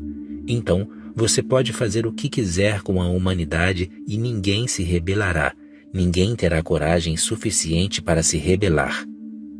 O amor dá coragem. O amor leva todo o medo embora. E os opressores dependem do seu medo. Eles criam medo em você. 1001 tipos de medo. Você fica cercado de medos. Toda a sua psicologia é cheia de medos. Lá no fundo, você está tremendo. Só na superfície você mantém uma certa fachada. Mas, dentro de você, existem camadas e camadas de medo. Um homem cheio de medo só pode odiar. O ódio é uma consequência natural do medo. Um homem cheio de medo é também cheio de raiva. E um homem cheio de medo é mais contra a vida do que a favor dela. A morte parece um estado repousante para ele. O homem temeroso é suicida, tem uma visão negativa da vida. A vida lhe parece perigosa, pois viver significa que você terá de amar. Como você poderá viver? Exatamente como o corpo precisa respirar para viver, a alma precisa de amor para viver. E o amor está definitivamente envenenado. Envenenando a sua energia de amor, eles criaram uma cisão em você. Criaram um inimigo dentro de você. Dividiram-no em dois. Eles criaram uma guerra civil e você está sempre em conflito. E no conflito, sua energia é dissipada. Por isso sua vida não tem sabor, alegria, não transborda de energia. Ela é sem graça, insípida, falta-lhe inteligência. O amor aguça a inteligência, o medo a embota. Quem quer que você seja inteligente? Não aqueles que estão no poder. Como eles podem querer que você seja inteligente? Porque, se for inteligente, você começará a ver toda a estratégia, os jogos que eles fazem. Eles querem que você seja burro e medíocre. Certamente, querem que você seja eficiente no que diz respeito ao trabalho, mas não inteligente. Por isso, a humanidade vive o seu potencial mínimo. Os cientistas dizem que o homem comum usa, ao longo de toda a vida, só 5% da inteligência. O homem comum, só 5%. E o homem fora do comum? E um Albert Einstein, um Mozart, um Beethoven? Os pesquisadores dizem que mesmo as pessoas muito talentosas não usam mais do que 10%, e aqueles que chamamos de gênios usam só 15%. Pense no mundo em que todos usassem 100% do seu potencial. Então, os deuses ficariam enciumados, eles gostariam de nascer na Terra. Então a Terra seria um paraíso, um super paraíso. Do jeito que está agora, ela é um inferno. Se o homem fosse deixado em paz, em vez de ser envenenado, o amor seria uma coisa simples, muito simples. Não haveria problema nenhum. Seria como a água seguindo a correnteza ou o vapor subindo, as árvores florescendo, os pássaros cantando. Ele seria tão natural e tão espontâneo. Mas não deixam o homem em paz. Quando a criança nasce, os opressores já estão prontos para cair em cima dela, para dizimar suas energias, distorcê-las a tal ponto, tão profundamente, que a pessoa nunca terá consciência de que está vivendo uma vida falsa, uma pseudovida, de que não está vivendo a vida como ela deveria ser vivida, como ela nasceu para viver. Não saberá que ela está vivendo algo sintético, plástico, que não é sua verdadeira alma. É por isso que milhões de pessoas estão sofrendo do jeito que estão. Elas sentem que estão sendo iludidas, que não são elas mesmas, que algo não está muito certo. O amor é simples se deixarmos que a criança cresça, se a ajudarmos nesse crescimento de uma forma natural, se a ajudarmos a ficar em harmonia com a natureza e com ela mesma, se a apoiarmos, cuidarmos dela e a estimularmos em todos os sentidos a ser ela mesma, uma luz para si mesma, então o amor será simples. Ela será simplesmente amorosa. O ódio será quase impossível, porque antes que você possa ter ódio de alguém, é necessário primeiro que crie o veneno dentro de si mesmo. Você só pode dar uma coisa a alguém se você a tiver.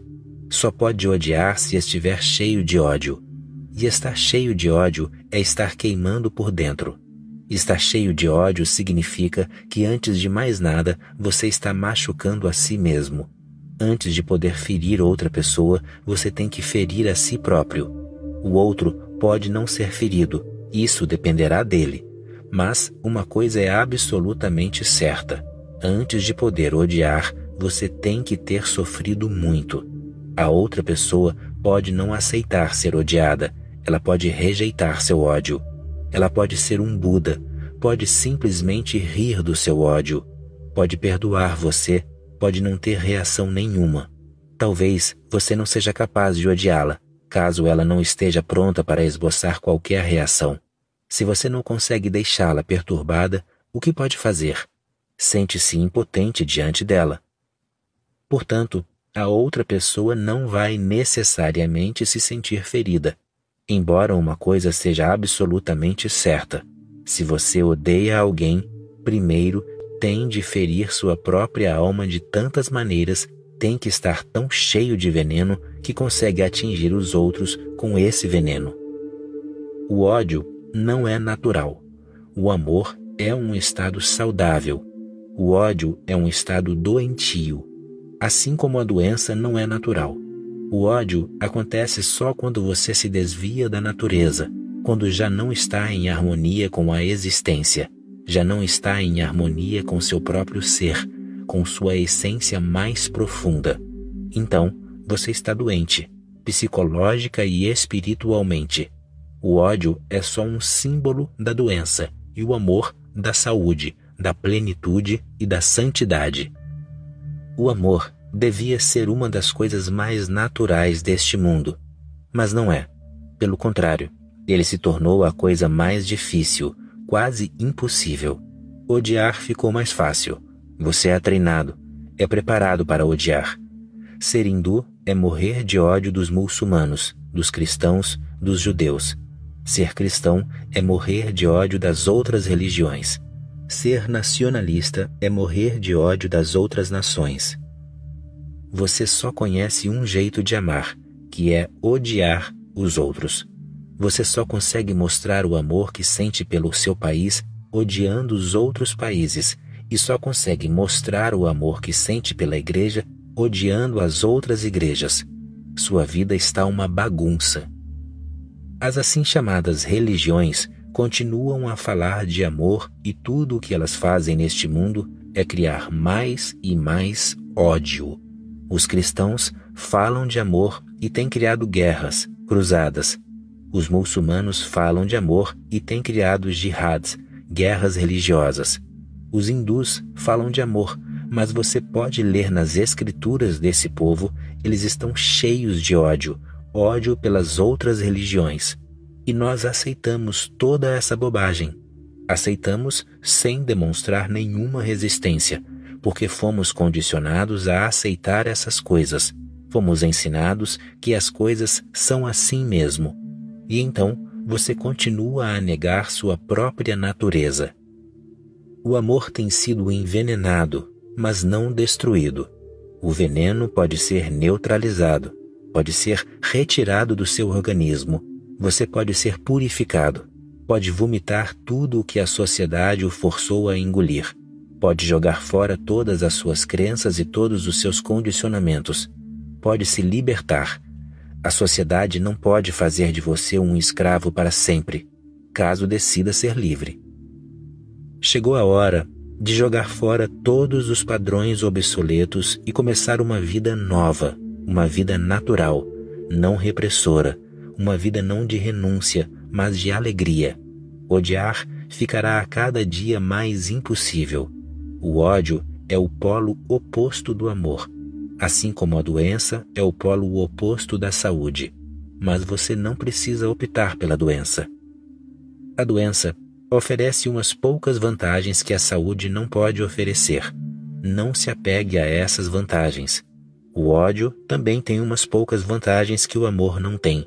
E você tem que ser muito observador. A pessoa doente ganha a simpatia de todos. Ninguém a fere. Todo mundo toma cuidado com o que lhe diz, afinal, ela é tão doente. Ela é o centro das atenções, o centro de todo o mundo, da família, dos amigos. Passa a ser a pessoa de quem todos falam, uma pessoa importante. Agora, se ela se apegar muito a essa importância, ao fato de seu ego estar satisfeito, ela nunca mais vai querer ser uma pessoa saudável. Ela se agarrará à doença. E os psicólogos dizem que existem muitas pessoas apegadas à doença por causa das vantagens que ela oferece. E essas pessoas investiram tanto tempo nessa doença que se esqueceram completamente de que estão apegadas a ela. Têm medo de que, se ficarem saudáveis, não terão mais ninguém. Você ensina isso também. Quando uma criancinha fica doente, toda a família se volta para ela. Isso é absolutamente não científico.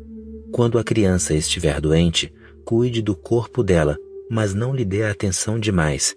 É perigoso, porque ela associa a doença à atenção que você lhe dá, o que fatalmente acontece se isso se repetir muito.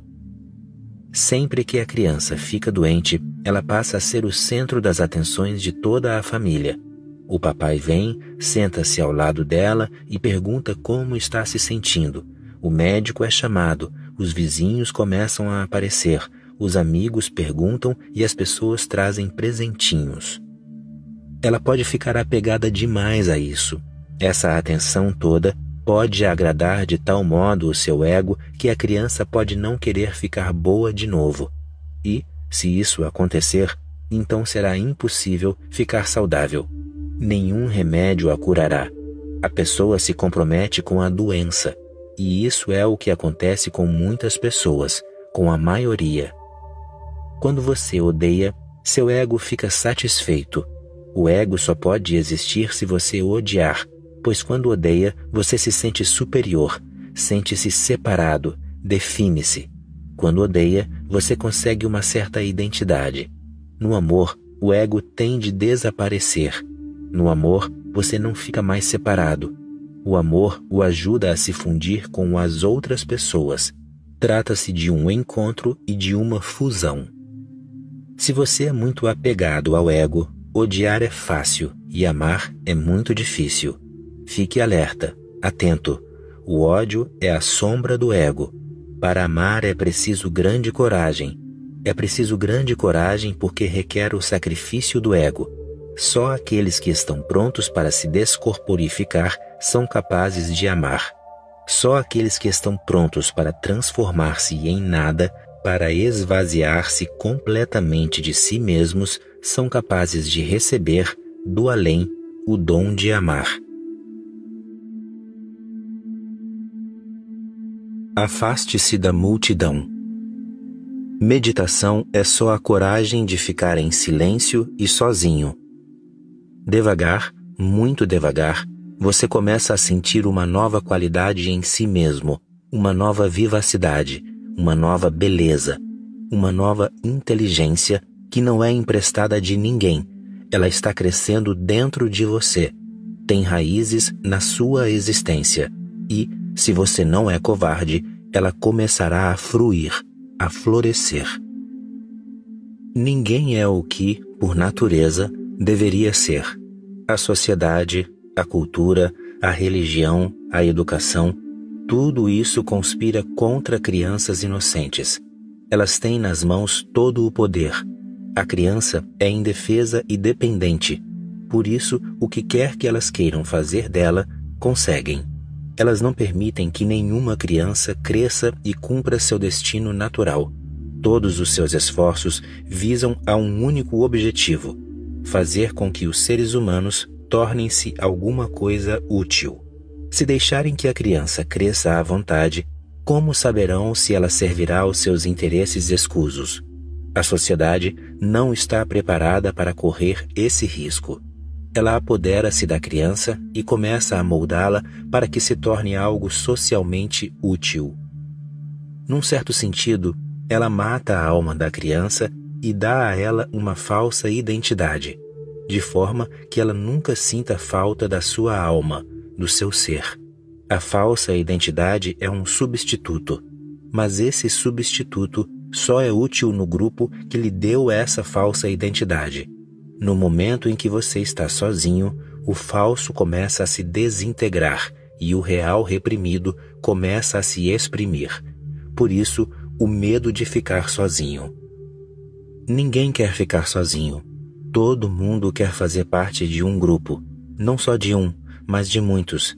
A pessoa pertence a um grupo religioso, a um partido político, a um Rotary Club, e existem muitos outros grupos para se pertencer. Ela quer ter apoio 24 horas por dia porque o falso, sem apoio, não consegue se sustentar. No momento em que ela está sozinha, começa a sentir uma estranha loucura. Por muitos anos, você acreditou que era uma certa pessoa e então, de repente, num momento de solidão, começa a sentir que não é essa pessoa. Isso dá medo. Quem sou eu então? E anos de repressão levará algum tempo até que o real se expresse. A lacuna entre os dois costuma ser chamada pelos místicos de a noite escura da alma, uma expressão muito apropriada. Você não é mais o falso, mas ainda não é o verdadeiro. Você está no limbo, não sabe quem é.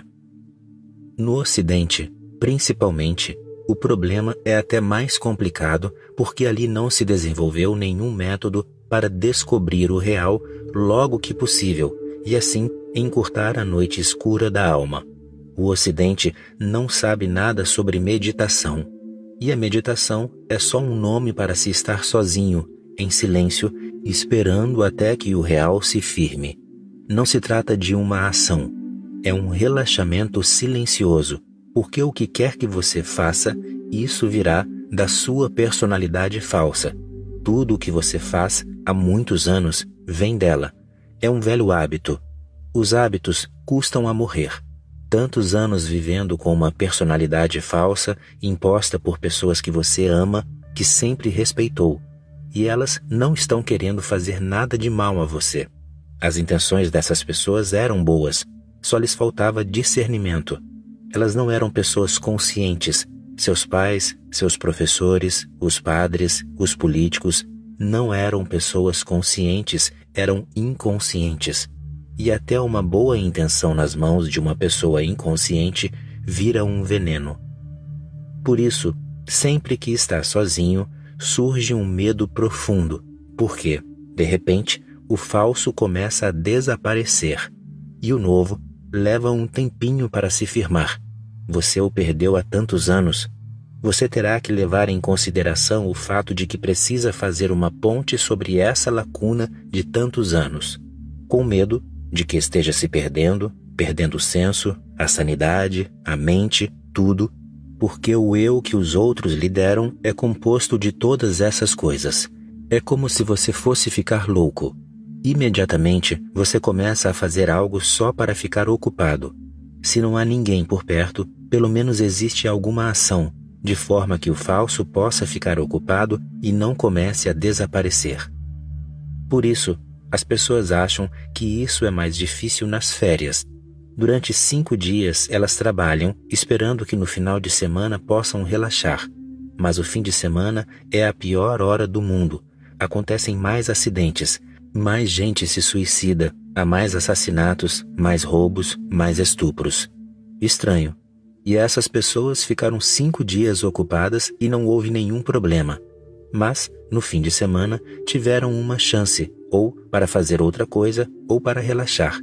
Mas relaxar é aterrorizante. A personalidade falsa desaparece. Continue ocupado. Faça qualquer coisa idiota.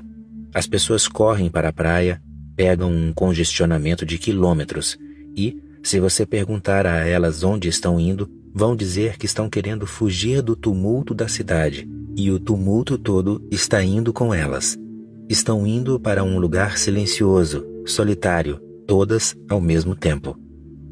Na verdade, se tivessem ficado em casa, teriam mais silêncio e solidão, pois todos os idiotas teriam saído em busca de um lugar solitário. E estão correndo feito loucos, porque 2 dias terminam rápido. Eles têm que chegar. Não pergunte onde. Na praia, você vê, As pessoas ficam amontoadas, nenhum supermercado fica tão lotado. E, o que é estranhíssimo, as pessoas se sentem muito à vontade, tomando o banho de sol. 10.000 pessoas numa pequena praia tomando banho de sol, relaxando. A mesma pessoa na mesma praia, se estivesse sozinha, não conseguiria relaxar. Mas ela sabe que milhares de pessoas estarão relaxando junto dela. As mesmas pessoas estavam no escritório. As mesmas pessoas estavam nas ruas. As mesmas pessoas estavam no supermercado. Agora, as mesmas pessoas estão na praia. A multidão é essencial para que o falso eu exista. No momento em que ele está sozinho, começa a enfraquecer. É por isso que é preciso entender um pouquinho de meditação. Não fique preocupado, pois aquilo que corre o risco de desaparecer é muito bom que desapareça. Não faz sentido se agarrar a isso. Não é seu, não é você. Você é aquele que fica quando o falso se vai e o novo, o inocente, o despoluído emerge em seu lugar. Ninguém mais pode responder à pergunta: quem sou eu? Você poderá. Todas as técnicas de meditação servem para ajudar a destruir o falso. Elas não dão a você o real. O real não é algo que se dê. Aquilo que pode ser dado não pode ser real. O real você já tem. Só o falso tem de ser eliminado. Isso pode ser dito de um jeito diferente. O mestre tira de você coisas que você na verdade não tem e lhe dá o que você realmente tem. Meditação é só a coragem de ficar em silêncio e sozinho. Devagar, muito devagar, você começa a sentir uma nova qualidade em si mesmo, uma nova vivacidade, uma nova beleza, uma nova inteligência que não é emprestada de ninguém. Ela está crescendo dentro de você. Ela tem raízes na sua existência. E, se você não for covarde, ela fruirá e florescerá. Só os bravos, os corajosos, as pessoas de fibra podem ser religiosas. Não as que frequentam a igreja. Essas são covardes. Não os hindus, não os muçulmanos, não os cristãos. Estes são contra a busca. A mesma multidão, ela está tentando fazer com que a falsa identidade fique mais consolidada. Você nasceu, veio para este mundo com vida, com consciência, com uma tremenda sensibilidade. Basta olhar uma criança pequena. Olhe nos olhos dela, no frescor. Tudo isso tem sido encoberto por uma falsa personalidade. Não é preciso ficar com medo. Você só pode perder aquilo que tem de ser perdido. E é bom que perca logo, pois quanto mais tempo permanece, mais forte isso fica. E não se sabe o dia de amanhã. Não morra antes de conhecer seu ser autêntico. Só essas poucas pessoas são afortunadas, aquelas que viveram de acordo com esse ser autêntico e morreram de acordo com ele, pois elas sabem que a vida é eterna e a morte é uma ficção. A política dos números. Na sociedade, existe uma profunda expectativa de que você se comporte exatamente como todos os demais. No momento em que se comporta de forma um pouco diferente, você passa a ser um sujeito estranho, e as pessoas têm muito medo de estranhos. É por isso que em qualquer lugar, se há 2 pessoas no ônibus, no trem ou paradas no ponto de ônibus, elas não podem ficar sentadas em silêncio, porque em silêncio elas são 2 estranhos. Elas começam imediatamente a se apresentar uma à outra. Quem é você? Para onde está indo? O que você faz? Qual é a sua profissão? Mais um pouco e elas sossegam. Você é outro ser humano sendo exatamente como eles. As pessoas sempre querem participar de um grupo ao qual se ajustem.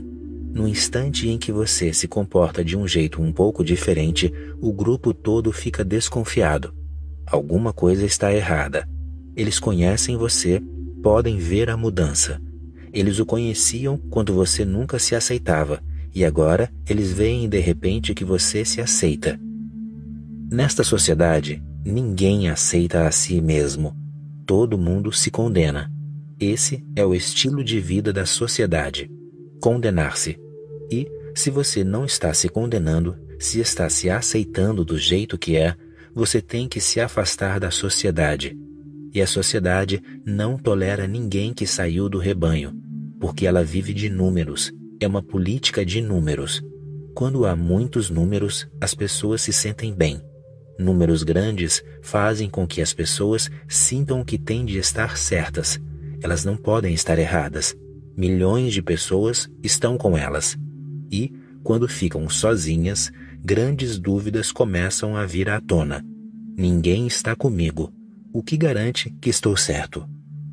É por isso que eu digo que neste mundo, ser um indivíduo é o maior sinal de coragem.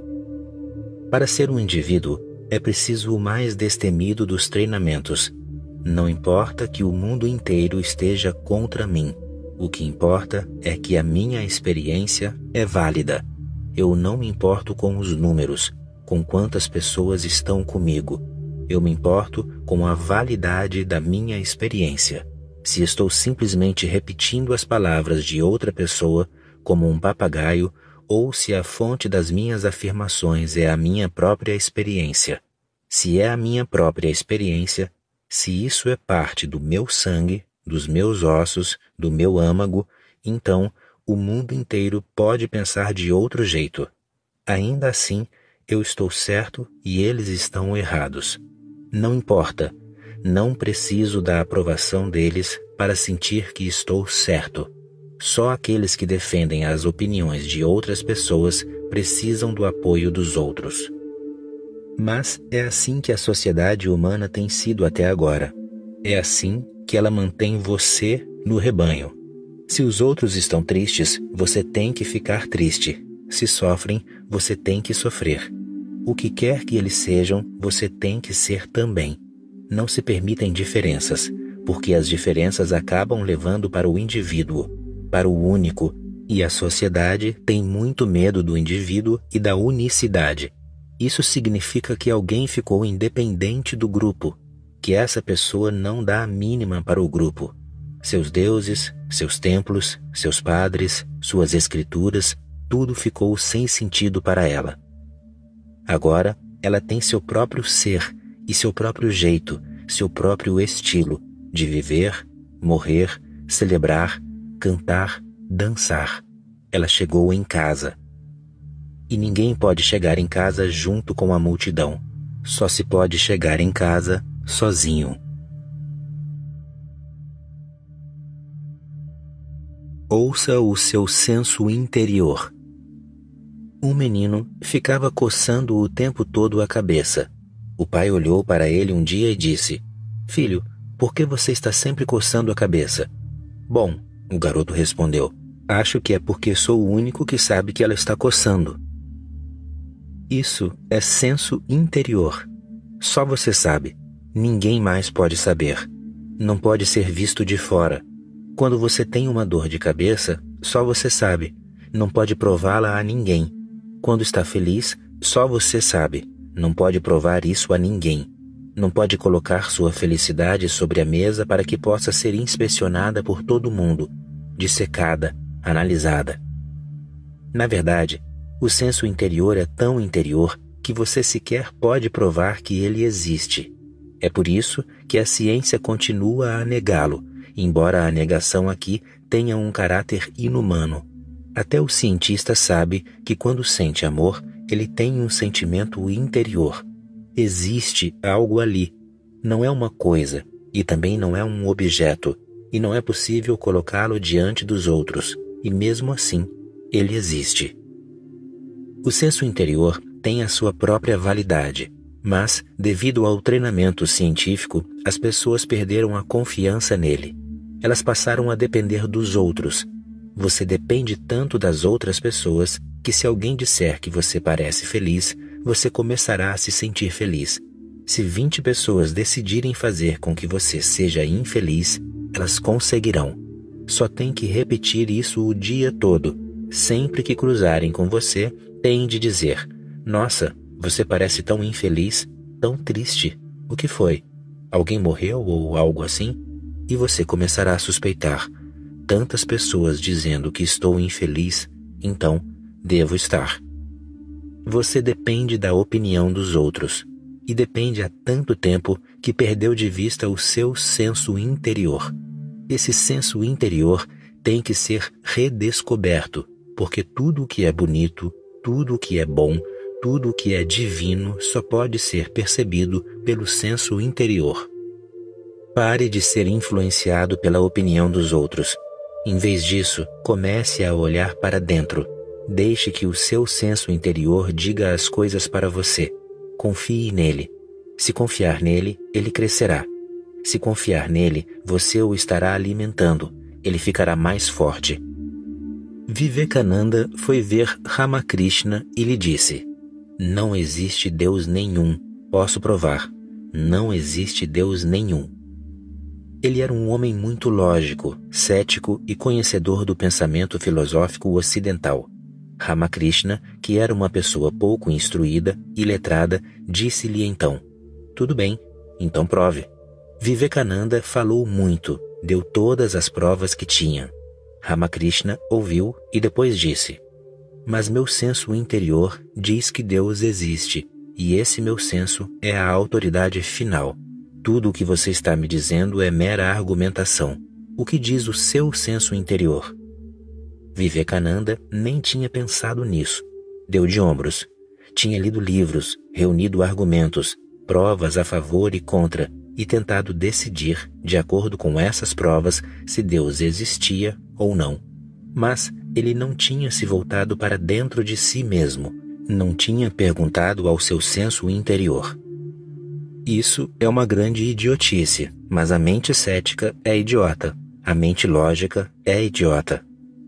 Seus argumentos são esplêndidos, gostei deles, disse Ramakrishna. Mas o que posso fazer? Eu sei.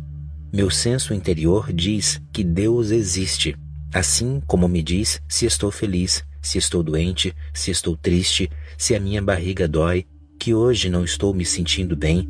Da mesma forma, ele diz que Deus existe. Não há o que discutir.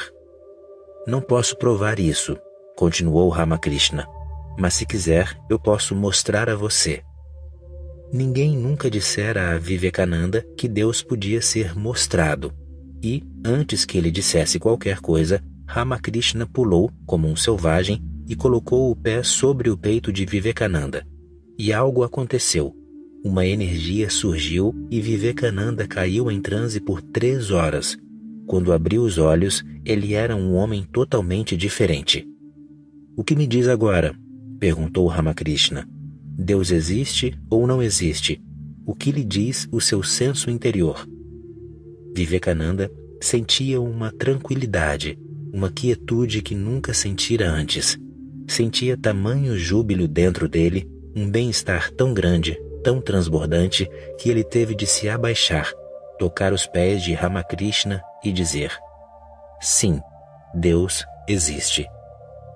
Deus não é uma pessoa, mas a sensação máxima de bem-estar, a sensação máxima de estar em casa, a sensação máxima de que eu pertenço a este mundo e este mundo me pertence.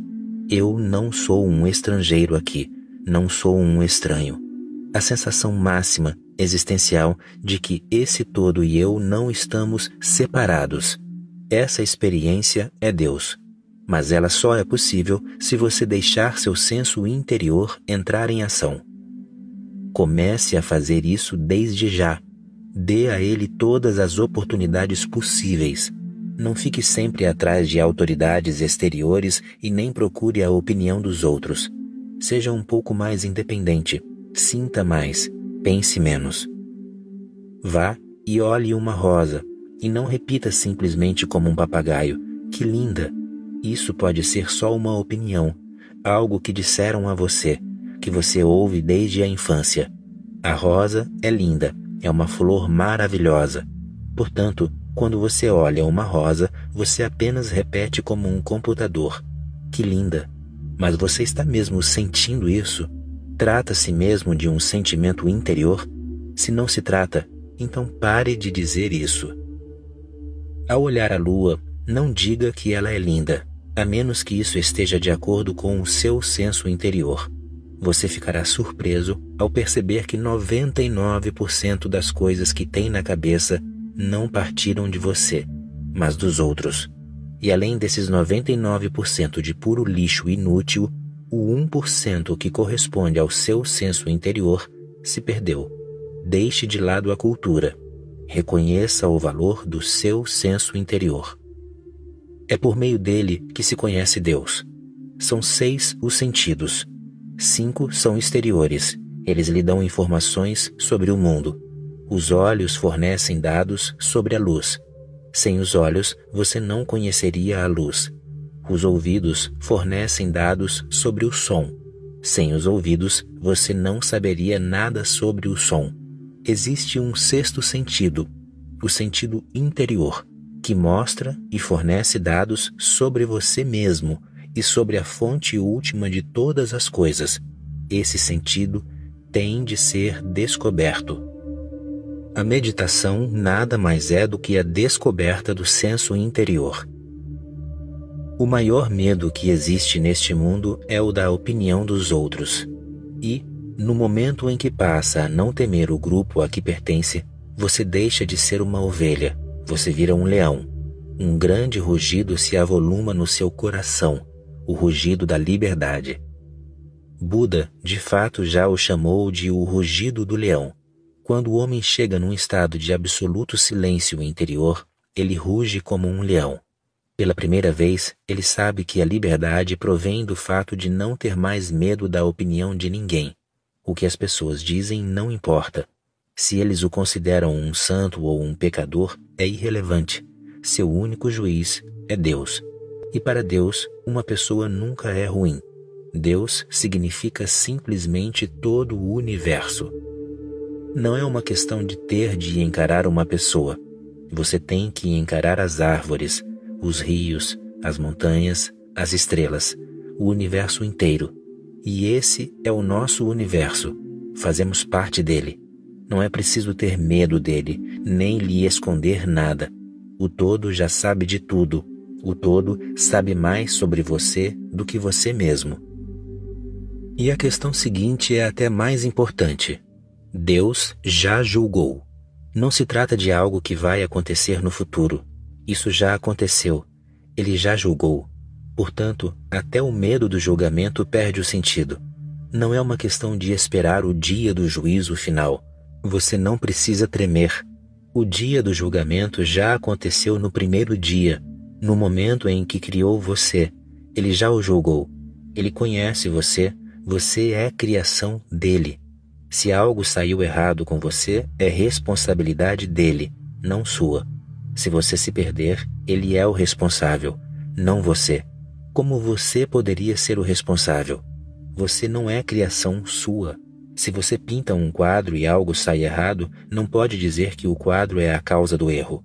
O pintor é a causa. Portanto, não há necessidade de temer o seu grupo ou algum Deus imaginário lhe perguntando, no final dos tempos, o que você fez ou deixou de fazer. Ele já o julgou. Isso é realmente significativo. Isso já aconteceu. Portanto, você está livre. E, no momento em que a pessoa sabe que está totalmente livre para ser ela mesma, a vida começa a adquirir um certo dinamismo. O medo cria grilhões. A liberdade dá asas.